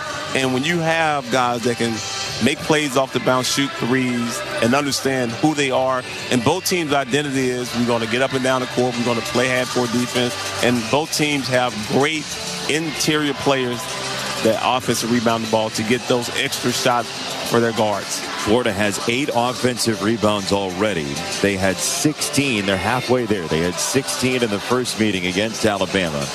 And so Florida will have it first out of halftime. It's 47-45, the Gators with the lead. Richard, the senior guard out of Georgia, is talking to longtime official Terry Oglesby. They're sharing a laugh as we await the keying in of the basketball. It's turned into a longer conversation, I think Richard and Oglesby expected. And here we go. Ball handed to number 5 in blue and white. And he'll play it back for Clayton into the front court with his 12 points on 4 threes in half number 1. Richard plunges down, leaning forward off the dribble, finds Chinyelu, who roams to the right in the high post. Chinyelu drops it off. Clayton step back 3 right corner. That's front iron. Rebound pawed down by Chinyelu and spiked off of the end line. It looked like Martin came in to try and save it, and he ricocheted off an Alabama player. It's going to be Florida basketball. And you expect both of these teams, when the shot goes up, the bigs to go in and try to get offensive rebound to get extra opportunity for them to score.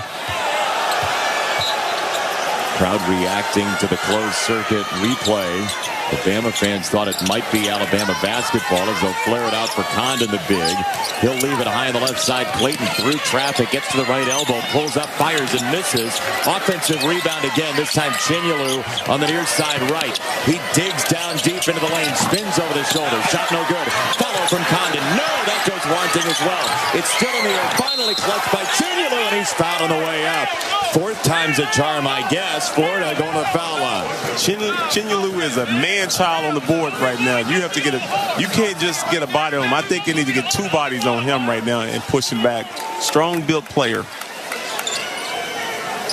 Growing up, I mean, the assumption was that he was going to play soccer. But he is such a big guy, he never really took a liking to sports. And then at age 14, he got recognized as a possible basketball player, and it completely changed his life as the free throw is no good. With that body, he could be on, I would say, the offensive line or defensive line of some NFL teams right now. Right. Probably on that Philadelphia Eagles line, 6'8" and 340. You think it'd be good at the twist push? Free throw, no good. Rebound for Alabama. They'll come right to left. I agree with you. Bama basketball. They'll tunnel in toward the paint. It's out of bounds, out of the outstretched arm of Diabate. It's a turnover, Alabama, number 6 only for the Crimson Tide. 19:10 to go, 47-45, Florida with the lead. And the Gators will trip it in as Nate Oates is having a face-to-face conversation with official Steven Anderson. Pretty demonstrative conversation, and now we're back to action.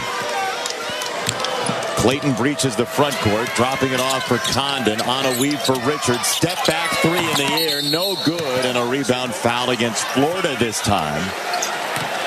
And it's going to go against Chinyelu. That's his 3rd. That's a big 3rd foul, 59 seconds into the second half. Well, you look at Chinyelu, he has one job. That is to go get offensive rebound and box out, make sure he sets good screens. He knows his role. Todd Golden is saying, can we please check and see to the monitor either who the foul is on or whether or not there was contact above the shoulders. We'll see what they're officially reviewing here. Well, you know what is so funny when you watch these games and, you know, NBA coaches have the, you know, where they can definitely look at a call, challenge it, and then when you call the challenge, there's too many challenges for me. Some of it, but they have a whole staff behind the coaches that look at these replays to make sure that is, it's either one team or the other, if it's a legit call. And right now, this is going to be a possession game right here. These 2 teams, just kind of like Tennessee, they make you value each possession. So these coaches know that. Yeah, they absolutely do. Looking at the closed circuit replay here, I believe they're looking to see if it was a hook and hold in the lane. If it is a hook and hold against Alabama, they can pull the foul off of Chinyelu. but I believe they're going to keep it as it is. So they both went down in a heap. It was like Greco-Roman wrestling for a second. So they lost the challenge, is what you're telling me. They lost the challenge. So they should lose the time. That's right. They lose a timeout, and they'll have to onside kick when they get the ball back later for some reason. So, okay, that's the third on Chinyalu. He was tangled with Diabate, and they both went down in a massive heap. So now Alabama gets into the front court with Sears running to the left. He drops it off high on the left side for Bylon. Here's a three, right side up in the air and down quickly for Youngblood. Alabama takes the lead, 48-47. Condon through an armbar, drops it off Clayton, going backdoor, tries to lob it up. It's deflected out. Martin left of the circle. Rifle for three. There's your answer. Elijah Martin bags a three. Florida by 2. Youngblood running at him and made him put some more arc on that shot. Nice shot by Martin. Bylon, another response. That three is short and a foul call to the rebounding action. And they're going to go to the monitor to take a look at this one as well.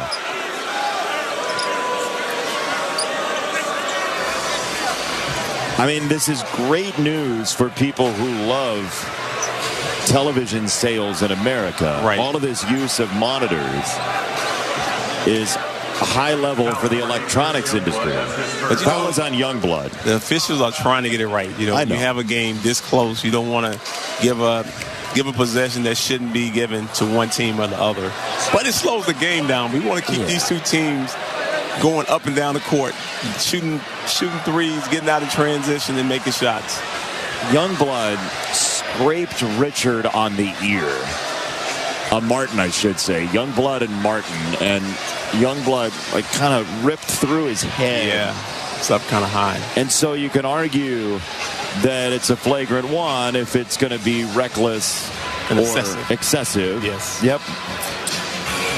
Some might argue that the use of the monitor is excessive.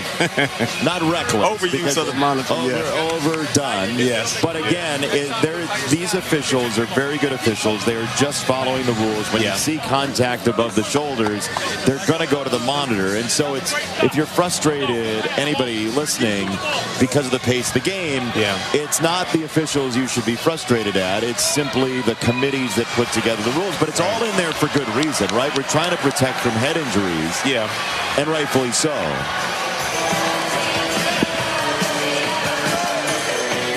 After review, foul's been upgraded to a flagrant 1 foul. Florida number 15 will shoot 2 shots. Florida ball out of bounds. So now what I would say, though, to that is, I don't know why that is and the Janai Broom one from game 1 isn't. You got a good point there. Because they're very similar. So, there's a uniformity issue that some people could say. The free throw is good for Martin. 51-48, Florida with the lead, 18-15 to go. Martin puts it up and scores. 52-48, Florida with the lead. Gators basketball out of the F1. By the letter of the law, I would say that one is and the Broom one is. Yes, honestly, it is. You can get frustrated about the stall and play, but that looked like an F1 and the other one did too. And some officials like to say they miss calls. They're not perfect. Yeah. Clayton bumping on the approaching Diabate. Drops it off into the post. They'll spin it out wide to the left side. And Florida probing around in the short corner. That jumper swirls down. Richards got 2. Nice use of the body. Not giving up the shot. Not giving up the ball. Hard drive down low. Shot over the rim by Youngblood. Second chance played back to Sears right of the circle. Steps back to the wing. Driving on Condon. Scoops it up. Headed boomerang back by the Aussie. Here comes Florida left to right. Richard breakneck down the lane. His shot no, but he's fouled. He'll go to the free throw line. 2 shots for Will Richard. The team is not afraid to get the ball out and run in transition. And what used to happen when you have a guy that's running that fast, you have to get back. You're backpedaling, so now with his attack of the basket, he creates a foul. 2 free throws coming for Richard. Trying to build on Florida's largest lead of the day at 6. It's now 7, 55-48. The most distant these two teams have been from one another. Nobody's had a lead of 7 so far until the Gators now. Second one off his fingertips and through. 56-48, the Gators with the advantage, 17:31 to go. As you look at these, like I said, the three-headed monster, Richard, Clayton Jr., and Martin, guys that can make free throws late in the game. Make good decisions. They all three rebound the ball, and all three are double-figure scores. You're right, they're great foul shooters, too, down the stretch of the game. So now Sears, hunched over on the dribble, switches to the left hand. He's defended by Clayton. He'll try and drive him left, wide left of the lane. Sears backpedals to the arc, keeping the ball now left of the circle. Breaks to his left, knocked away, taken by Clayton. He rams into the front court. He's up for 2. Florida leads by 10. Down the other way, Alabama trying to retaliate. Down the back door they'll go. Shot right on the doorstep is up and through for Youngblood. 58-50, Florida with the lead, and Clayton slowly marches into the front court. He'll scoop it underhand for Condon, now to Richard at the left hash mark. Clayton thought about backdoor cutting. Sears was right there on him. Now Condon and his big body using it as a wall to ward off his defender. Drop it off down low, Richard. Pass deflected, taken away, stolen by Alabama. Phylon into the corner on the kick. Youngblood 3, no dice. Offensive rebound, Alabama. Richard got an arm on and a crowbar and a foul called finally. It looked like he hit him a couple of seconds prior, Stevenson. Richard hitting him. That's 2 on Richard. Didn't you think that the first time he reached in, he might have I thought he did. Yeah, you know, the referees are trying to let them play through certain plays, not to call every foul. Sherrell comes back in. He'll replace Stevenson, so they trade post players with a year of experience coming off. Alabama will inbound. Phylon scanning. Getting it for Holloway, who didn't have the 3 there, hand logged in, and a long arm reach on him.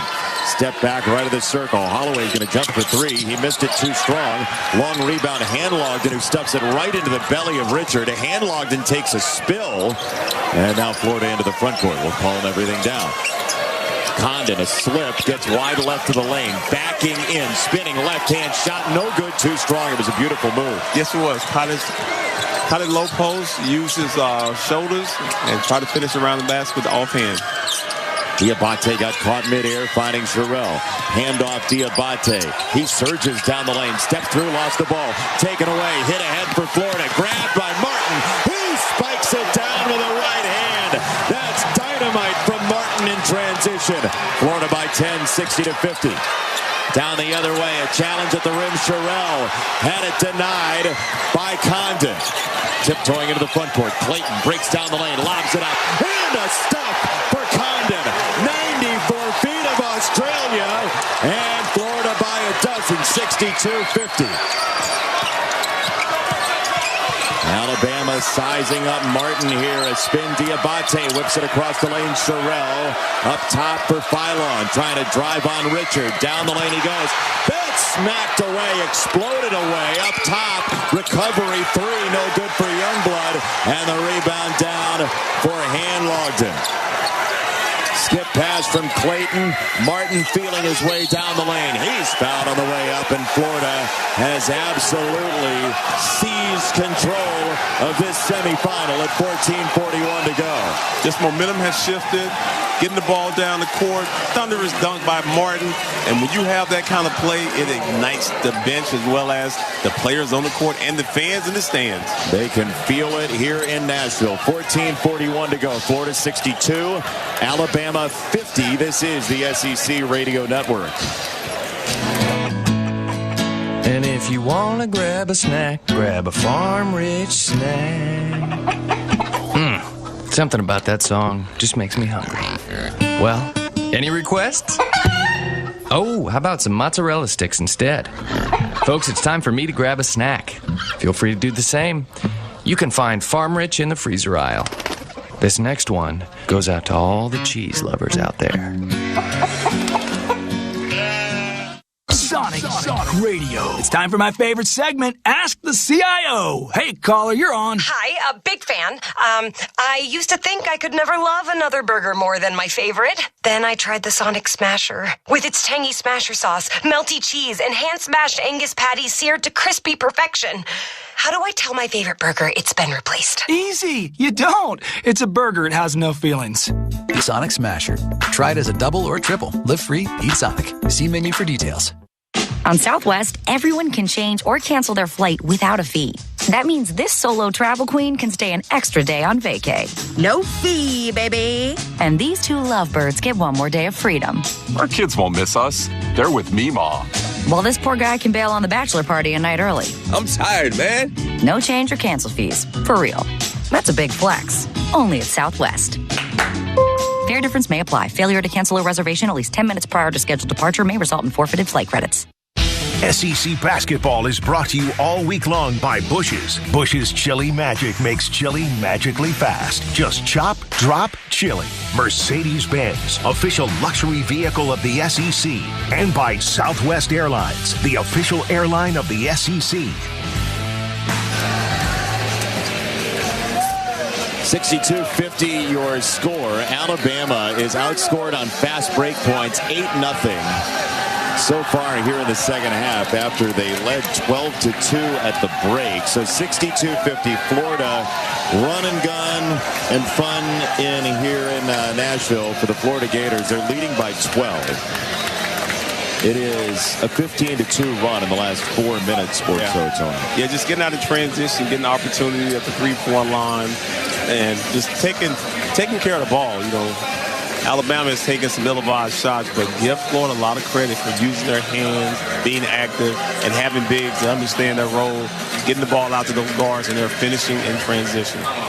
What do you say we call that last sequence by the Gators that ended in the Condon dunk? Our Allstate Good Hands play presented by Allstate. You're in good hands with Allstate. That has been the catalyst for Florida throughout the year, that transition ability.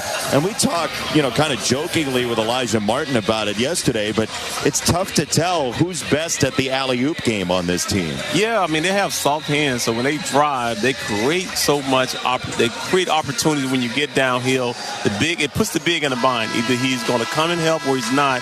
Either you're going to give up a layup or you're going to give up the lob. So it puts the bigs in the bind, and that's where Florida guards are great at. They have 3 guys that can put the ball on the floor, and, those guys play above the rim. Not like 6'7", 6'8". You have 6'2", 6'3" guards that can jump just as high as those guys. No, this team is scary. They've only lost 4 times all season long. They won 95-81 yesterday against Mizzou, and the winner here gets the Tennessee Volunteers coming up tomorrow at noon Central Time. That will be our finale from here in the SEC tournament. If you're Alabama, what do you have to do to get back in this thing? You have to stop Florida from getting out in transition. You have to guard off the bounce, and you have to box out and not give them second chance opportunities. Elijah Martin sends a free throw skyward and scores. He is perfect from the foul line of the second half as Florida leads 63-50. Foul shot is up and good. 64-50. The Gators with the lead over Alabama. Here's Sears near the midline, dropping it off for Holloway, right even with him. Now here is Youngblood firing. That's good. It's a 3 for Youngblood right of the circle. With shooters on the court, you can never go under, and Alabama is never out of the game because they're one of the best 3-point shooting teams in the country. Very willing, high-volume 3-point shooting team. Martin speeds to the left, drops it off for Houck, backing in on Sears, got the mismatch he wants, but Sears uses the body well to stonewall him. Here's Aberdeen now taking on Sears. He puts it in reverse on him, spins, puts it up, and scores. Boy, Sears gave it everything, but the Gators tag-teamed him. Body the low post players, walling up. Good offense, better. 3 in the corner, Stevenson, that short left corner rebound, snatched by Chinyelu away from Martin. He'll hook it ahead for Clayton, Florida by 13. Underhand bowling ball for Martin outside right. through Hauk. High-low pass caught by Chinyelu.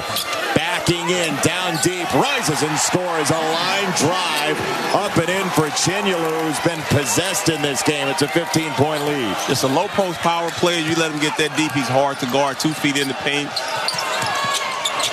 Amori spins it right. Here's a drive from Diabate, and he went right into Hauk, who is called for the foul. It's a first on Hauk. Yeah, you're right. Chinyelu is a brick wall. He catches that low, he turns. Good luck. Yeah, no chance. It's like Andre the Giant. Yes. Get back here and you're toast. Inbound pass flared out for Amori above the right elbow. Handoff Sears, hopping on the dribble, starting his move left, pushing off at Aberdeen, leaning in and drawing the foul. Aberdeen's like, man, what do I got to do? Sears just flung himself at him. Well, we know Sears want to get to that left hand, and once he goes left, he uses that at right shoulder to try to create space, and he's one of the best guards in the country, getting downhill and finishing at the rim through contact. We mentioned he played at Ohio for a couple of years. He is an Alabama native. He's from Muscle Shoals, you might remember. Free throw is good for Sears. His first point of the second half. It's 68-54. 13:07 to play. And they're never out of the game with them having multiple three-point shooters on the court. You know, this lead is not safe. Second one good. 68-55 Florida. Florida feels like they got to keep putting up points, right? Make sure Alabama can't chase them down that way. As Clayton right short corner, wheels out of pressure, gets a hook pass from Hauk, rises for three, and bags it. Clayton was under the goal, then he circled back out left of center, and he buried it three. Sears kicks it, power dribble. Here's a drive mid-lane off the pass from Stevenson, and down went Amori, who was wrapped on the arm of the torso. And that was good defense, better offense, and when you have it going, you can take those tough shots. And we've seen Clayton Jr. all year be one of those guys that he can make tough three-pointers as well as Richard, as well as Martin. They have three guards that can make plays, make shots off the bounce, and are excellent foul shooters.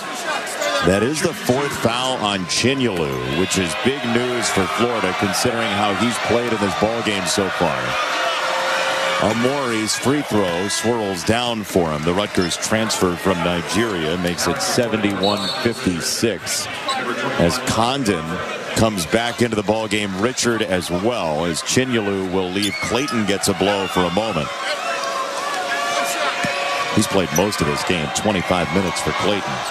Second foul shot is there for Amori. 71-57, Gators with the lead on the ball. Aberdeen, the junior from Orlando, into the front court. He rotates to the right. He drives down the lane line. He rises and scores. Going glass for two. Aberdeen makes it 73-57 Florida. Holloway trekking into the front court for Alabama. He'll try and drive, bumping into Aberdeen, who stands his ground.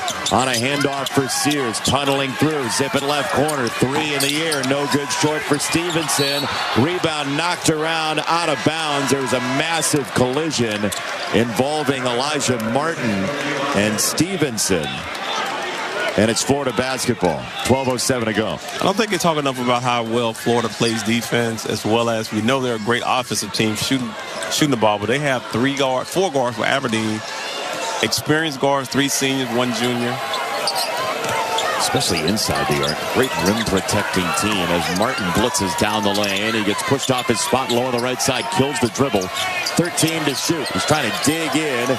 Kicks it out for Condon left of center, and the handoff was knocked away by Alabama out of bounds. Holloway sprayed it over the sideline toward his coach. So Florida by 16 suddenly, Tony. Yes, but I still think with Alabama having 3-point shooters, they're going to cut into this lead. They're going to make a run at some point in time. Florida has 3 guards, but Aberdeen, when he comes to the game, gives them a 4th playmaker and another ball handler. So it's hard to rattle a team when they have so many guys that can dribble the ball. Florida has kept them to 12 points so far in the second half. When will the run come for Alabama? We'll find out together. 73-57 Gators, 11:43 to play. This is the SEC Radio Network. The Southeastern Conference. It's the land of legends, the places, the faces, and moments. And he's going for it. seen the confetti fall again and again. But we're not done. It's time for the next generation to make their mark and go from 14 deep to 16 strong. It's a whole new ball game in the SEC, and it just means more.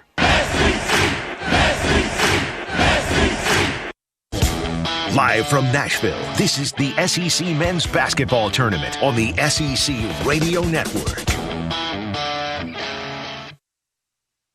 We know that sport has the power to change lives on and off the field, but today, the majority of kids in the U.S. are no longer playing sports. As the leader in fueling athletes, Gatorade is committed to helping reverse this trend and creating positive change across our communities. That's why Gatorade has launched Fuel Tomorrow, a new multi-year initiative to help everyone have equal opportunity to play sports and realize their potential. Learn more about Gatorade's commitment to break down barriers and help millions of kids get into the game by visiting Gatorade.com/community. T-Mobile 5G home internet keeps getting better. Get our fastest connection loaded with benefits. Get T-Mobile's best home internet starting at $55 a month with auto pay and any voice line. Plus, price lock. We won't raise your rate on internet. Check availability at T-Mobile.com/home internet. Exclusions like taxes and fees apply. Guarantees regular monthly rate plan price of fixed wireless 5G internet data with qualifying service. After $15 bill credit with postpaid voice line plus $5 a month without auto pay with debit or bank account. Regulatory fees included for qualifying accounts. $35 connection charge applies. Speeds vary due to factors affecting cellular networks.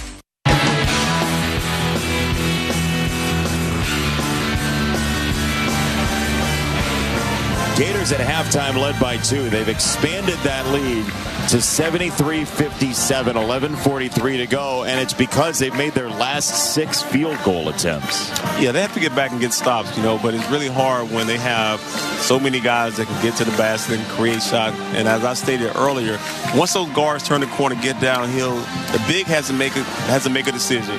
Either he goes to block their shot or give up a layup. If he goes to block their shot, they're great at that little lob pass to the rim, and their bigs have great hands, and they finish well around the basket. I wish we hadn't done the All-State good hands play because you just said great hands. It would have been perfect. Oh, man. You know what? Hey, I'm not trying to do your job, Jason. That's on you. Well, we can switch. If it gets to a 20-point game at any point, I think it's written into both of our deals. We switch roles. You do play-by-play, I do color. Oh, wow. Play-by-play is tough, man. You in? Hey, there's a lot of jobs I'll take, but I don't know about this one. That one I don't know about. I like it. Florida's cheerleaders just finished off. They run off the floor to the right side, but the Gators lead by 16, 11:43 to play here in Nashville. The winner gets Tennessee coming up tomorrow. And this Florida team, which hung up 95 on Mizzou in the quarterfinals.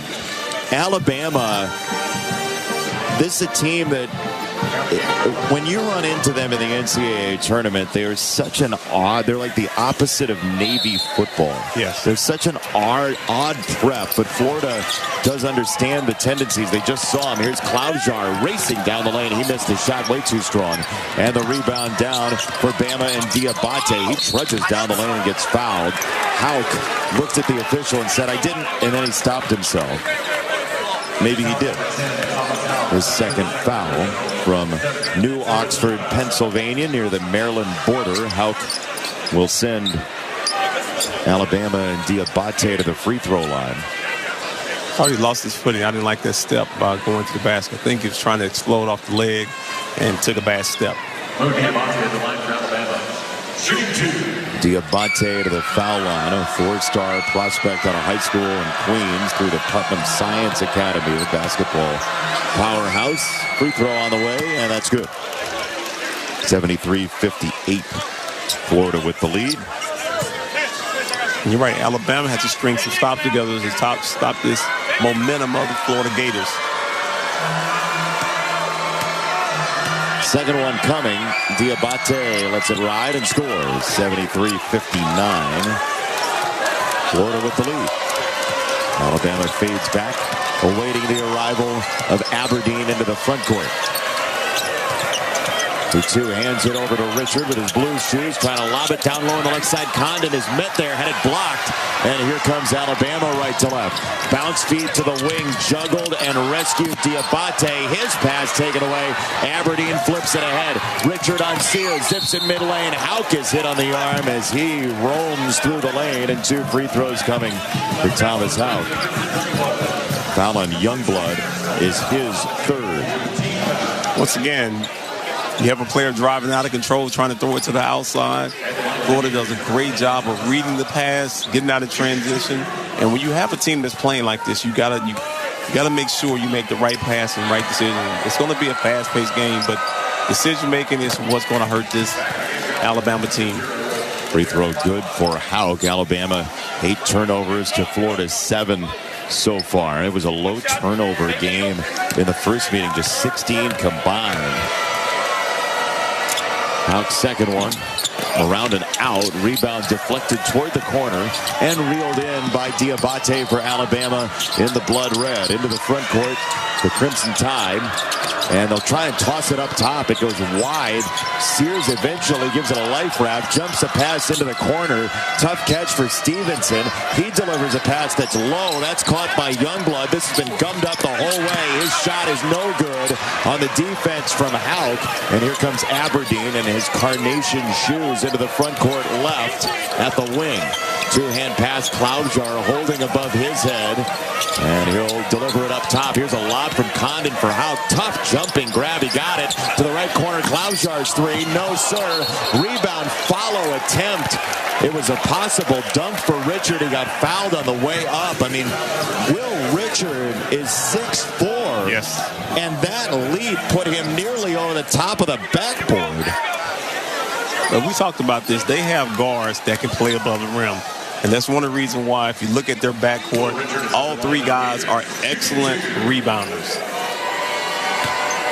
And Flyers. Richard's foul shot is good. 75-59. Gators with the lead. And you very seldom see guard-to-guard alley-oop plays. But this team, because their guys play above the rim, they look for one another. Yeah, if you watched Florida a couple times this year, you'd say, well, you know, we see a lot in basketball, guard-to-guard alley-oops. Very seldom do you see guard-to-guard. And all three can get above the rim. That's right. Free throw good for Richard. 76-59. It's a 17-point game. It's kind of what Alabama did late against Kentucky last night to expand the lead to 29. Eventually, here's Sherrell pivoting. He'll leave it right in the belly of Sears, defended by Hanlogden with his long arms. Hook a pass for Sherrell. One power dribble back to Sears, who steps back. Hanlogden right there with him. He thought Sears passed it. Instead, he kept it. Left wing drive. Hanlogden right there with him. Great defense from Hanlogden, who throws it off of Sears at the stanchion out of bounds. Boy, you talk about going vertical. That was textbook from 7-1 Micah Hanlogden. It's hard to shoot over that, as we talked about earlier, that mountain. That's exactly what he is. He walls up. He didn't chop down on the ball. He used his length and athleticism. Can you imagine him as a lacrosse player growing up? I mean, you got enough length in the first place. Then you give him a giant stick to whack people with. Here is Florida. Here's Cloudjar down the lane. Two hands a pass down low. Tough catch, and we get a foul anyway. Off the ricochet, Cloudjar ends up on the deck. The foul is on Diabate. That's his fourth. And what we're seeing right now is the depth of Florida. You think about the two guards that's on the bench right now. Actually have three players that are on the bench that are starters. And when you have that kind of depth, and we talk about the games that you might play on Thursday, game you might have on Thursday, Friday, Sunday, they have the depth. And it's good depth, right? It's loaded depth. It's guys that could start for other teams. Trusted depth, trusted players that value the ball, understand their roles, and still have three excellent guards on the rim that can handle, make plays, and score at the basket. Free throw no good for Cloudjar.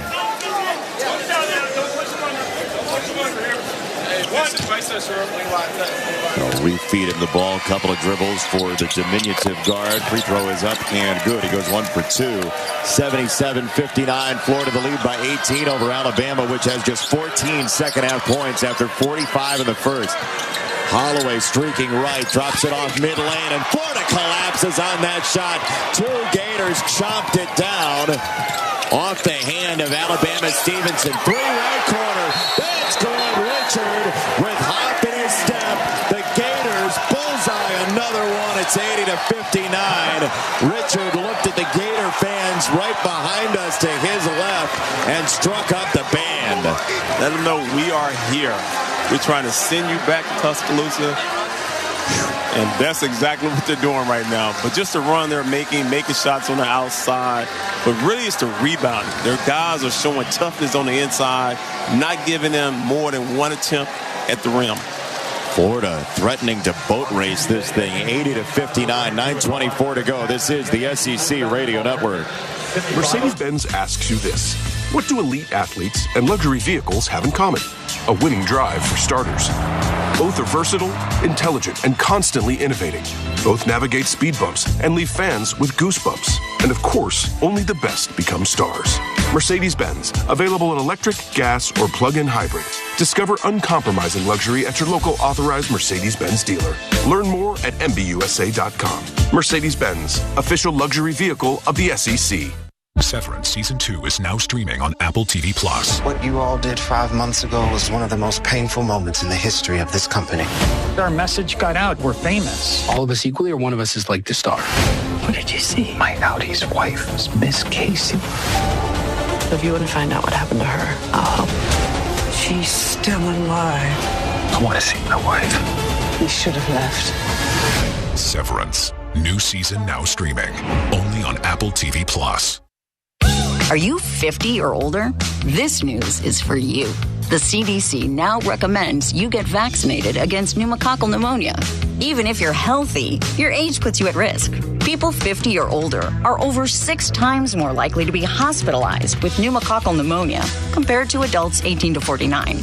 Just one shot can help protect you. Learn more and schedule at vaxassist.com. That's VAXassist.com. Sponsored by Pfizer. SEC basketball is brought to you all week long by Farm Rich, the official frozen snack of the SEC.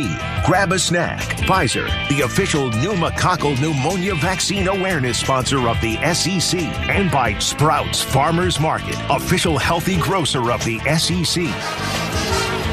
80-59, Florida with the lead, 9:24 to go.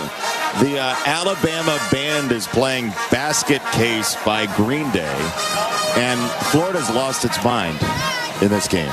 Yes, they have. If you look at what they've done, the bigs, all the offensive rebounds, also the defensive rebound, they're not giving them second and third attempts. That's the key in keeping this Alabama team down, is that you're not giving them 2 and 3 shots on the perimeter, which that's when Alabama can get back in the game and make a run. So they understand the team they're going against. They're a high-powered team, averaging 91 points. Yeah. As good of an offense as you're going to see, and as dedicated to offense of a team as you're going to see, and it's Alabama's largest deficit of this season. We talked about it early. 2 teams that are similar. So when you face this team, right, you know, it's like a mirror image of what you do. Yeah. So this team doesn't. They're not scared of Alabama. We can score just like they can, and that's exactly what Florida's showing. Hey, we're the top scoring team, one of the top scoring teams in the country as well. And the defense along with it has been awesome in the second half for Florida. So 9:24 to go. Inbound pass for Alabama from Holloway to Philon, who has been really quiet after a breakout game yesterday. Here's a lob. Amori spikes it down with 2 hands. 80-61, Florida the lead. Traylor Hauk bluffed to 3. Instead, he'll fade it left for Cloudjar. Out of a double team, he kills the dribble. Alabama reaching in on him. Here's Hauk on a touch pass. He spins in the lane, fires and scores. Just showing his all-around game, the drive, the spin, soft touch around the rim. Down the lane they go, taken away by Philon. Here comes Hauk on a bounce feed. Cloudjar cleaving the lane, got caught mid-lane, killed the dribble, found Aberdeen, he slices in. His shot no good, the tip by, hand-logged and wouldn't go. And here comes Alabama right to left. Up ahead, Stevenson on a drive. He ran into a big old wall and hand-logged in, and the rebound comes out to Cloudjar. Hand-Logden facially at 7'1" looks like a very oversized Ben Platt from Pitch Perfect. And he has played staunch minutes so far for Florida. Left side jump shot, wide left of the lane is smooth for Richard. Man, is his game just icy cold. Richard has it going, Martin has it going, and Clayton Jr. has it going. That's a problem for Alabama. Big problem. Sends it out wide. Here's a 3. Youngblood, he buries it from somewhere near Memphis. 84-64, Florida the lead. It's a long 3 catch and shoot for Youngblood. Aberdeen between the rings. Florida willing to take some time off the clock. Screen from Hanlogden. Aberdeen on the dribble. Has a mismatch. At the left wing, thinks about driving. Will do so on Amori, who recovers well and swats the shot. Here comes Alabama right to left. Youngblood catch and shoot three left wing. Too strong. It's a brick and the rebound out of bounds off of Phylon. It is Florida basketball. And a timeout on the floor at 7:26. You got to keep playing. Like you said, you're going to get some good looks, but Florida's going to do a good job of working that shot clock and the clock. Trying to minimize these possessions left. 84-64, Florida with the lead. 7:26 to go. Winner gets Tennessee tomorrow. This is the SEC Radio Network. We know that sport has the power to change lives on and off the field, but today, the majority of kids in the U.S. are no longer playing sports. As the leader in fueling athletes, Gatorade is committed to helping reverse this trend and creating positive change across our communities. That's why Gatorade has launched Fuel Tomorrow, a new multi-year initiative to help everyone have equal opportunity to play sports and realize their potential. Learn more about Gatorade's commitment to break down barriers and help millions of kids get into the game by visiting Gatorade.com/community. You're listening to the SEC Men's Basketball Tournament. Wants to try another three. He'll make another three. On the SEC Radio Network. And if you want to grab a snack, grab a Farm Rich snack. Something about that song just makes me hungry. Well, any requests? Oh, how about some mozzarella sticks instead? Folks, it's time for me to grab a snack. Feel free to do the same. You can find Farm Rich in the freezer aisle. This next one goes out to all the cheese lovers out there. On Southwest, everyone can change or cancel their flight without a fee. That means this solo travel queen can stay an extra day on vacay. No fee, baby. And these two lovebirds get one more day of freedom. Our kids won't miss us. They're with me, Ma. While this poor guy can bail on the bachelor party a night early. I'm tired, man. No change or cancel fees. For real. That's a big flex. Only at Southwest. Fare difference may apply. Failure to cancel a reservation at least 10 minutes prior to scheduled departure may result in forfeited flight credits.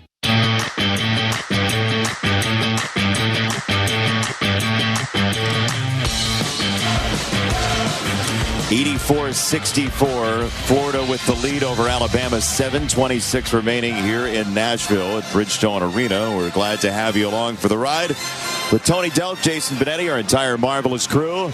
Winner gets Tennessee tomorrow. The Volunteers were winners over Auburn in game number 1 today by 5. And that Tennessee team and the way they play such dedicated defense. Yes. They're going to be a little bit of a wall for one of these two teams. And, you know, if it is the Florida Gators, they lost by 20 on February 1st at Thompson Bowling Arena, 64-44. Tennessee held this team, this Ferrari, to 44 points. Yeah, but Tennessee is one of the best teams in the country at guarding the paint. They don't chase off the three-point line. They close out to the three-point shooters, not giving up easy drives to the basket. And we talked about it. They're great in transition, matching up with shooters. Only thing I worry about with Tennessee tomorrow is scoring. Yeah. The game 3, your legs are the first thing you feel when you go up to take some shots. And they could get stagnant on offense. So if this Florida team is making shots, it's going to be a tough game for Tennessee. Florida has made an abundance of shots so far today, up to 84 points. They've already scored 37 in the second half. A very consistent offensive performance for this Gators team that opened the season 13-0. They had won 3 in a row coming into this conference tournament, as Nate Oates was teed up during the break, and the free throw no good for Richard. So Nate Oates had had enough of something or other. And so a technical foul puts Richard at the foul line. His free throw, the second one, is down. And Richard, who has scored the balance of his points here in the second half, makes it a 21-point lead. So Florida will have it. They will inbound it. And as you said, Tony, they're going to be willing to use some clock here to milk this time remaining. Because right now you have them, they're at their average. So, but they're going to add on, I would say, another 10 points to this. Maybe 15. Maybe more. Don't discount them at all. Clayton, little hesitation move down the back door. Moves all the way to the right baseline. Clayton fires a three at the wing. Oh, my goodness. Dead central for Clayton, who has been an absolute sharpshooter tonight. 88-64. Phylon, shoulder high dribble. 2 hands a pass up top. Here's Holloway. He'll chuck a three with a couple hands, and that's down for Aiden Holloway, his second three. Again, 3 guys with Clayton, Martin, and Rich all can put the ball on the floor, make good decisions, and they don't mind putting pressure on it. Oh, not at all. They thrive on it. Condon steps into a three, top of the key. That's good. Everything hitting bottom for Florida. Guess what? They made it to 90. 91-67. They are clicking on all cylinders. Holloway a drive. Righty floater, 2-drop. No. Gets his own rebound. He claims that and walks it back out to the arc. He'll spin it right. That three for Stevenson rattles out. Sherrell's follow, and Richard got the hand in. Sherrell will go to the free throw line.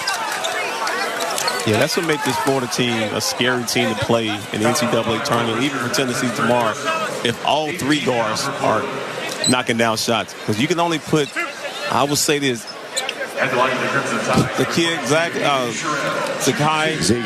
he cannot guard everybody. He's going to be able to take one of these guys out. So when you have 3 guys that can make shots and make plays on the outside, that's the difference maker.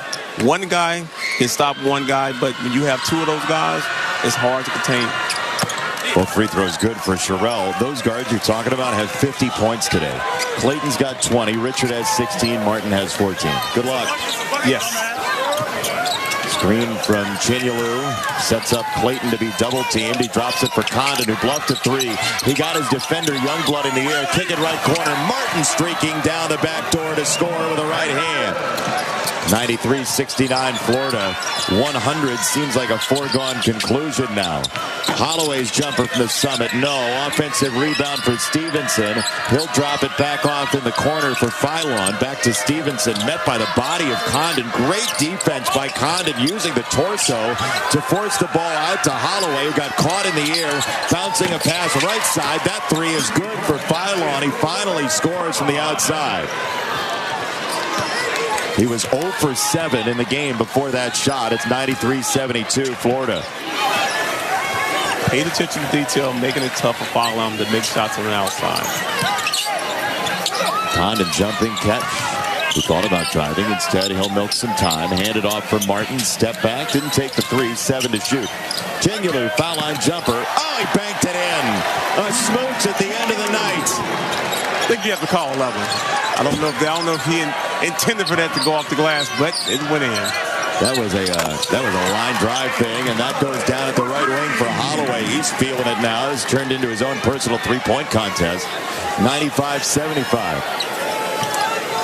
I mean, Chinyalu, that shot sounded like the thunder that woke up our crew at like 4 in the morning here.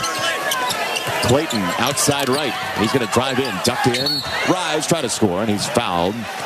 Todd Golden, the coach for Florida, over on the sideline, had his arms out wide like a 737, as if to say, "Look, I know it's a 20-point game, but my dude got fouled." Yeah, you still gotta make the call. I mean, I love it when officials don't play or look at the scores. Yeah, play the game, see the game, call the game, and they've done a great job of officiating. Clayton Jr. at the foul line in his second season at Florida after 2 at Iona. Foul shot is up and good. He was a very good player for Rick Pitino in New Rochelle. Tremendous scorer. They made it to the NIT the one year. They were the favorites by far in the Metro Atlantic.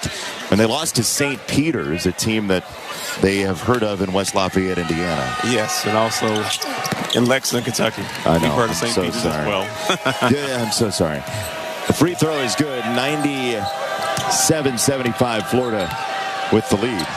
After working with you and Robbie Hummel this year, I've been on the entire St. Peter's train. Oh, God. It's nice. That's nice. You can talk about Vermont to me in response. Phylon gets it down low. Kick out Diabate. Top of the key. Here's a driving kick into the corner from Youngblood. That three won't go for Phylon. And the rebound down for Clayton. Florida 3 shy of 100 with 4 minutes to go. They never let Phylon get a rhythm tonight. They stayed in his space and made it tough for him to make shots on the outside. Yeah, they were very much in Phylon's basement this evening as Hauk at the right wing shimmies to the left, gets to the foul line, turns his back, wants to use his post moves, wheels, fires too strong, and the rebound will lead to contact and a foul. Chinyelu ends up backside first down on the deck, and we'll see who they whistle the foul against. 3:38 to go. It's our final scheduled timeout. It is on Chinyelu. He is done for the day, but Florida's not going to need it. 97-75, Gators with the lead. 3:38 to go. Tennessee looms, barring the wildest comeback in SEC tournament history. We'll find out. This is the SEC Radio Network. In SEC country, the key to our confidence comes from having a goal. Cover 3. Ready? And knowing just how we're going to get there. 8 seconds. It's plenty of time. So in these pivotal moments, we come together for inspiration and a plan. Financial confidence in SEC country works that way too, when you and your banker get together to create your personal Regions Green Print plan. I think that'll really work. Thanks. So let's huddle up, because in an SEC world, we're the SEC Bank. Regions, official bank of the SEC, member FDIC. Johnsonville asks, know why they're called sausage links? Because they have the power to link people together. Isn't that beautiful? I read that somewhere, or maybe I just made it up. But the point is, instead of stirring the pot on social media to drive people apart, let's stir the jambalaya or the Italian sausage rigatoni. And you just watch. Johnsonville sausage links link people, just like the sausage patties is a way people pat each other on the back. Okay, that I totally made up, but it's also very true. Keep it juicy out there. At Sprouts Farmers Market, we're all about fresh, healthy, and delicious. Every shopping trip is an adventure, with new and ahead-of-the-trend products hitting the shelves every month. From the latest mouth-watering vegan and gluten-free cookies to yummy plant-based protein bars, there's always something new to explore. Plus, find more than 2,800 Sprouts brand items filled with incredible flavor and better-for-you ingredients. Visit your neighborhood Sprouts today, the official grocer of the Southeastern Conference.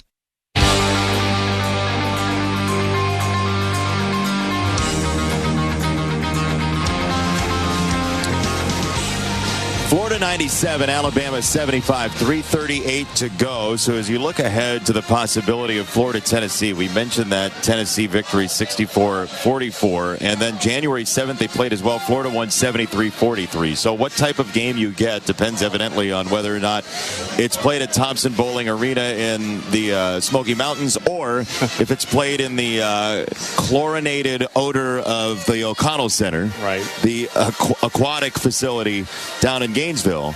We'll see what kind of game we end up with, as long as Alabama doesn't come back here. That's not happening. But when you give, but stay with us. But when you give Florida, so much credit for being able to come into this tournament, being healthy first of all. But they have 3 guys that can put the ball on the floor, and Tennessee have 3 guards with Meshack, Zakai Ziegler, Chaz Lanier, that can guard these guys on the perimeter. So it's going to be a guard-oriented game tomorrow, if it's, of course, Florida. But I like the guard play of both teams, and even with Alabama, just great guard play, and that's what these coaches are recruiting. At guys that can put the ball on the floor, make shots from outside, and make plays with the ball in their hands. Florida, Tony, is threatening the SEC tournament record of 102 points. They have 97. They need 5 at the 3:38 mark. Florida did that against Alabama in the quarters last year. Also, Arkansas back in 1998 in the second round against Tennessee. Free throw on the way and through. That's good for Jaron Stevenson. Alabama very likely to be a 2 seed with this loss. Where they end up, we'll find out. Second foul shot is short. Rebound popped in the air and corralled by Richard for Florida. 3.5 to go. Gators have pretty much salted this one away. Here's Condon, perimeter right. Feeding Clayton high on the left. There's that slip again. Condon the catch and dive. And he scores. And a foul. Once again, a team that's going to continuously work on some offense. It's not like they're going to try to run the clock out. getting ready for not only the championship game, but getting ready to make a deep tournament run, a team that's very capable because of the guard play. And I love their bigs because they're serviceable bigs that you can throw the ball to, and they're going to get single coverage because the guards can make shots from the outside. It's a great point, Tony, that because of those guards, the bigs are just free and easy down there. One-on-one. Yeah. One-on-one. Condon, foul shot is no good, too strong. We mentioned yesterday he played football, cricket, and water polo growing up. Which of those three are you best at? Oh, gosh. If I did one, it had to be cricket. You never played football in Tennessee? There's a reverse layup. That's up and down. Played backyard football. You were the all-time quarterback. That wasn't organized without pads. That's old school. That's all right. Nobody said it had to be organized. You could be good at it. Shot good for Diabate on the other end. Florida has 99. Here's Clayton, middle of the lane. Little show and go. Drop it off for Richard at the right wing. 10 to shoot. He's going to tee up a three and miss it short, just grazing the iron. And the rebound down for Youngblood. He fans it left. Stevenson gets the feet set, fires a three. That's no good. Rebound hit ahead. Richard will slow it down. He saw 3 Crimson Tide in front of him and a 21-point lead. Florida's not done, though. Now they're going to substitute some of the reserves in as Martin feigns a three, steps aside, fires. That's no good. Around and out. Rebound, Alabama. Play it up ahead. Here is Philon on a drive, dipping down the lane. He had it knocked out of his hands. It looked like it might have hit his own leg out of bounds, but it does go to Alabama with 2:14 to play. Big round of applause for the Gators guards. Condon comes out as well. Martin whooping it up with the crowd with the left hand.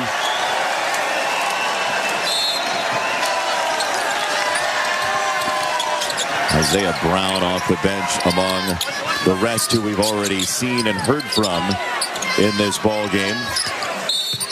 Stevenson is fouled. Let's pause 10 seconds for station identification. This is the SEC Radio Network.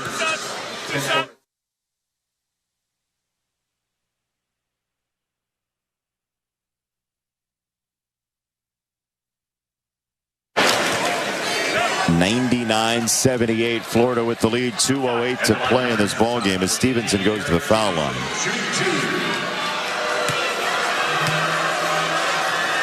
First one. It's too strong.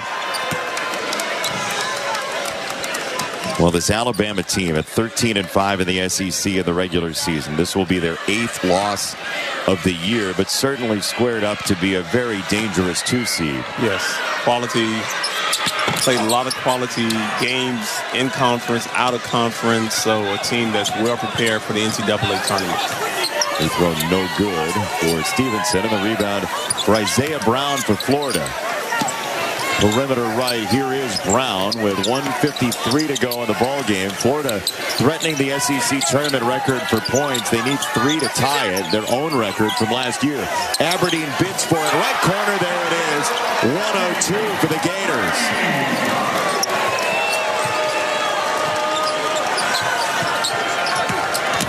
First team to 100 is going to win, too. Yes. The catch from Holloway. He's jostled by Aberdeen. He tries to get rid of him. Finding Diabate left of the lane. Diabate into the lane, rises and scores against Aberdeen. 1:18 to play. We know Florida doesn't, that one more basket sets a record in the SEC tournament for points at a game. Well, I'm sure they don't know that. These guys are just hooping, playing basketball, but I see them breaking that. I kind of get the feeling. Klobuchar wants it. He rises and missed it for 3 straight away and was dead on. Yes, he was. But, you're seeing the depth of Florida right now. And as they go deeper on the bench. The walk-ons are coming in.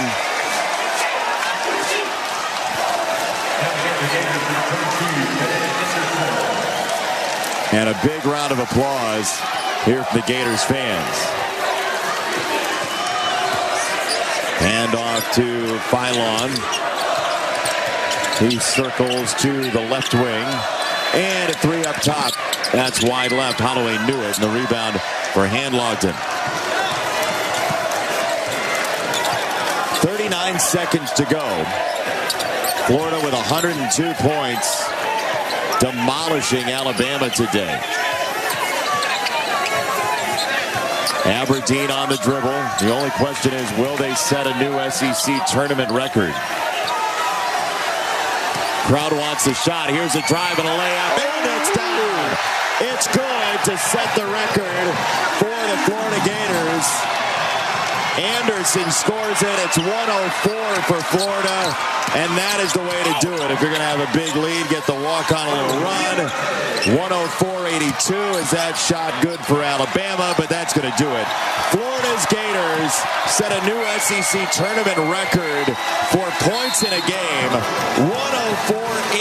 104-82, the final score. And they were clicking on all cylinders, offense, defense. They took away all of the strength that Alabama provided or would bring to the game. They took them all away. What do you do with this Florida team when they're playing like that? It's hard because, like you said, they have so many guys that can create shots. They have guys that can make shots from the outside. Multiple effort inside players that once they get the ball, it's going to be single coverage. And they're joined by Will Richard in a moment. It's Florida-Tennessee. They'll reprise their two regular season meetings that were both blowouts, one each way. I mean, they are just mobbing Anderson. Florida scored 104 points. I don't know if anybody's more excited for that team than that group. Tell you what, if you are an NCAA tournament hopeful, you're a 16 seed. You'd love to make the tournament. You're happy to do it. But for a team that's undersized and undermanned, as a 16 typically is, Florida is an absolute nightmare. It's going to be short-lived. I can guarantee you that. So it's one of the teams you face, and you know you don't have the firepower as they have. It's always going to be a tough match.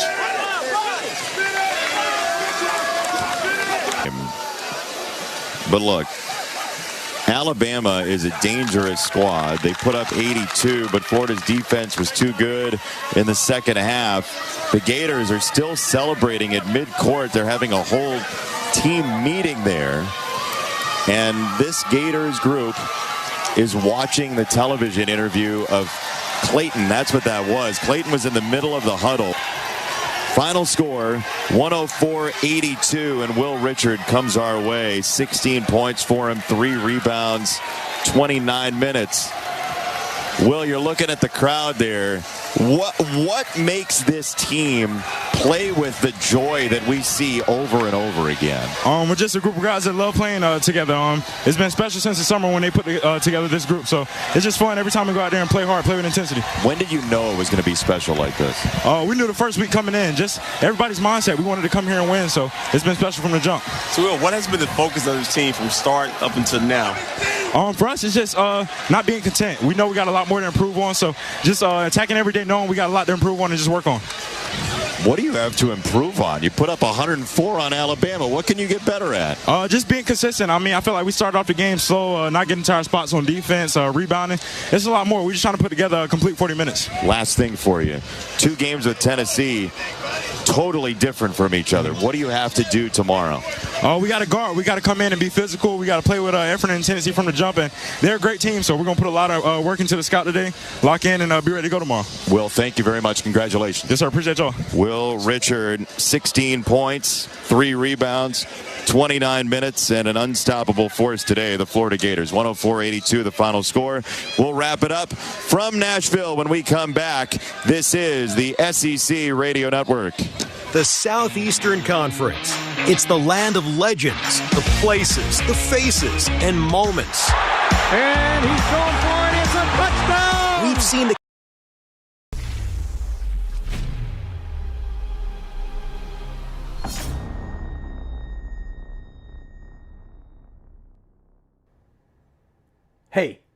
Hey, you. Yeah, you. I'm talking to you. The one that's watching the SEC tournament with us and hanging out here on Toronto Sports Insider as we raise money for SickKids Hospital. There I am. All right. Finally. Anyways, you get the point. Thanks for hanging out with us and listening to the game. And now that I've got your attention, please hit that subscribe button and turn on the bell so you don't miss it for every single game of the SEC tournament live, as well as every game of March Madness live. Thanks for hitting that button, that subscribe button, the subscribe button with the bell. Yeah, you got it. Thank you so much, and welcome to our awesome community. We'll see you back in the chat.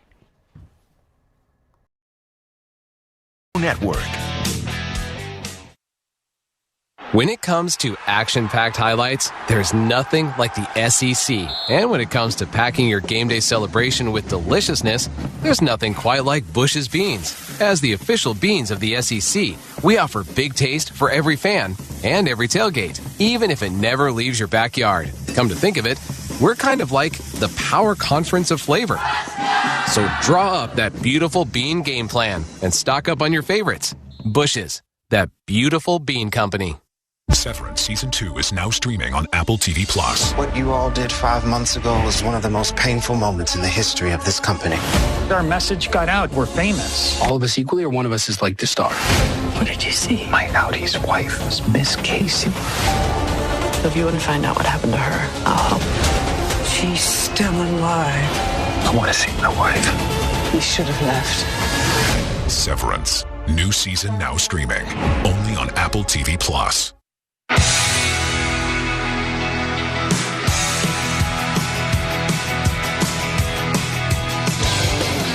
Another team is moving on.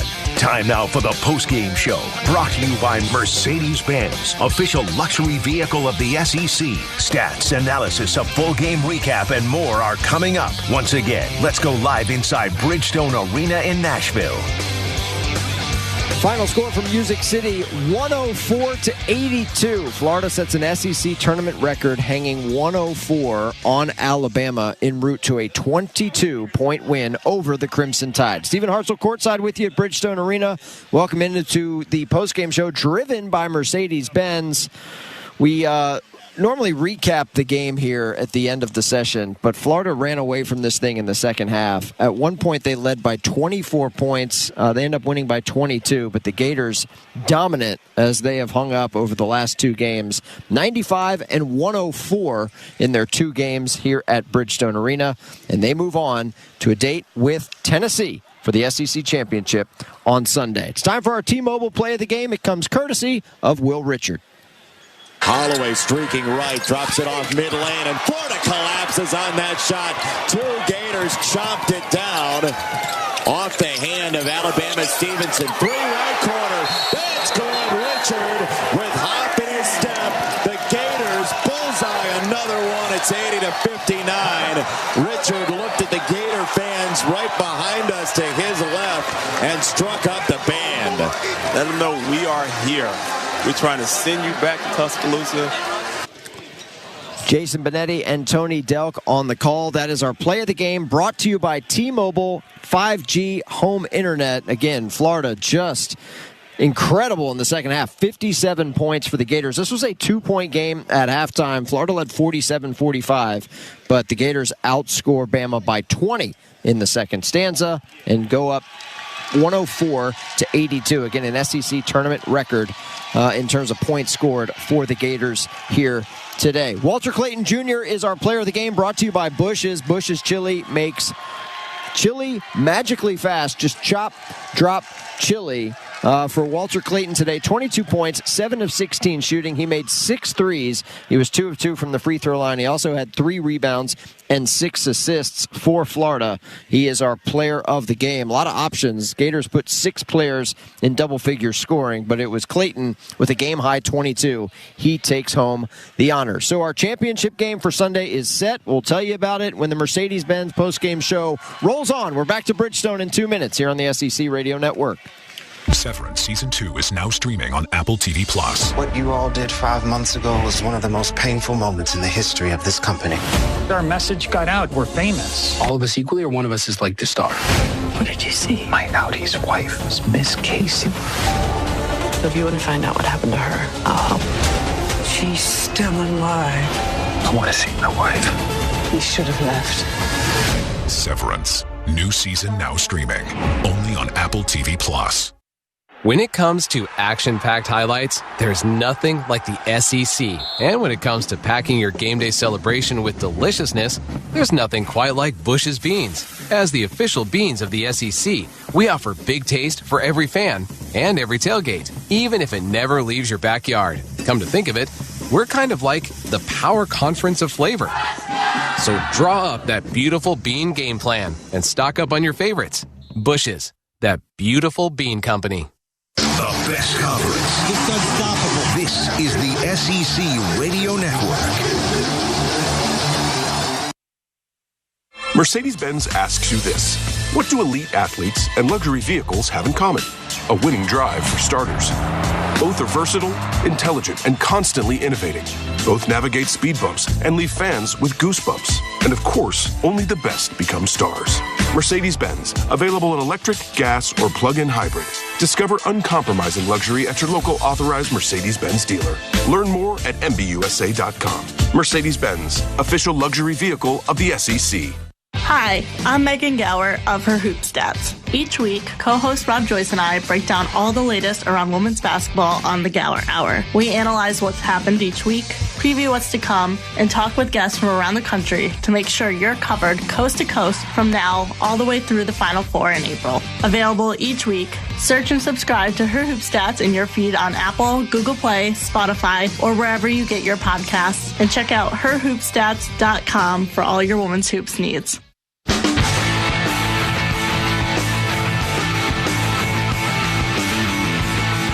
We started the week with 16 teams. We are down to just 2. It'll be Tennessee and Florida for the championship on Sunday. These two teams split the regular season matchups. Vols got run in Gainesville way back on January the 7th. They lost by 30, then returned the favor in Knoxville a month later on February 1st, beating the Gators by 20. So tomorrow will be the rubber match between the Vols and the Gators. We will go on the air here at 11:45 a.m. Central Time with our Johnsonville pregame show. Tip-off is set for shortly after noon local. That's 1 o'clock in the East between the Gators and the Vols. Should be a fun one. We hope you will join us right back here for Championship Sunday tomorrow. We're back with closing comments. One final break here on the SEC Radio Network. Mercedes-Benz asks you this. What do elite athletes and luxury vehicles have in common? A winning drive for starters. Both are versatile, intelligent, and constantly innovating. Both navigate speed bumps and leave fans with goosebumps. And of course, only the best become stars. Mercedes-Benz, available in electric, gas, or plug-in hybrid. Discover uncompromising luxury at your local authorized Mercedes-Benz dealer.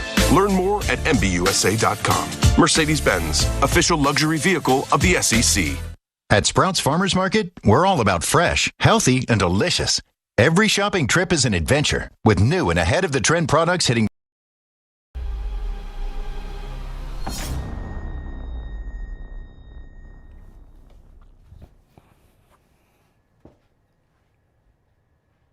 What's up, basketball fans? Thanks so much for hanging out with us this afternoon for the SEC tournament. The first matchup of the day is underway, and we are so glad you're here hanging out with us. Now, please, it's the time of the show for you to let us know where in the world you're watching from. You see the link that's pinned in the chat? You see the link that's getting spammed out in the chat right now? Click that, and that's going to take you to our website to show you where everyone in the world is watching from. We'll see you back in the chat. Thanks for letting us know. Thanks for checking out the new website as well, and good luck to your team.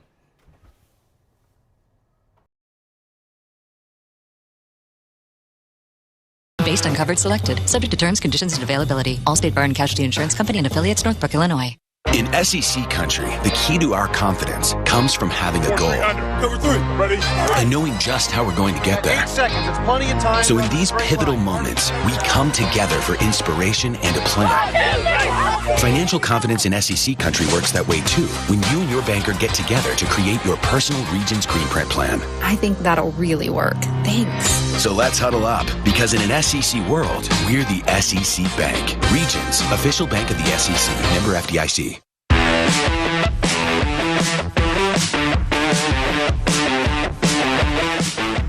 We saw history today in downtown Nashville. Florida puts up an SEC tournament record 104 in a win over Alabama, 104-82, the final score. Gators and Vols on Sunday for an SEC championship. Again, programming note, 11:45 a.m. Central Time for our Johnsonville pregame show. Noon local tip, that's 1 o'clock in the East for the Gators and the Vols for an SEC championship. That's going to do it for us today. Special thanks to our entire crew, Jason Benetti and Tony Delk, carrying the load, calling both games for us today. Courtside producer Phil Brame, courtside engineer Tim Bickford, studio producer Andrew Allison. A-plus work from everybody behind the scenes doing a great job. On behalf of the whole gang, I'm Stephen Hartzell signing off from Nashville. You've been listening to the SEC Radio Network.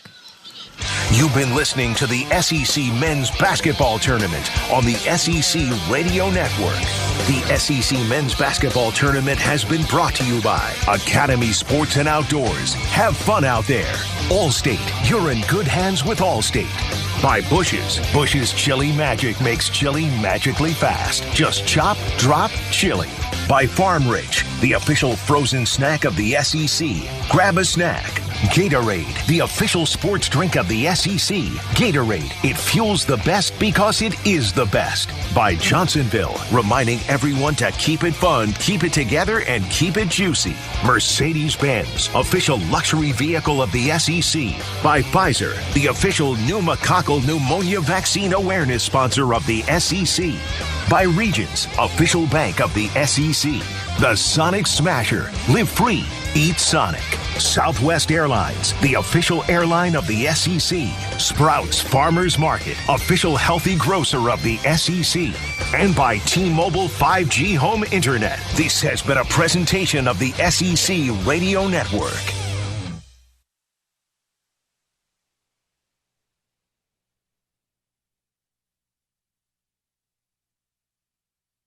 On Sirius 139, XM 214, and Internet 896. Pacers on Internet 891.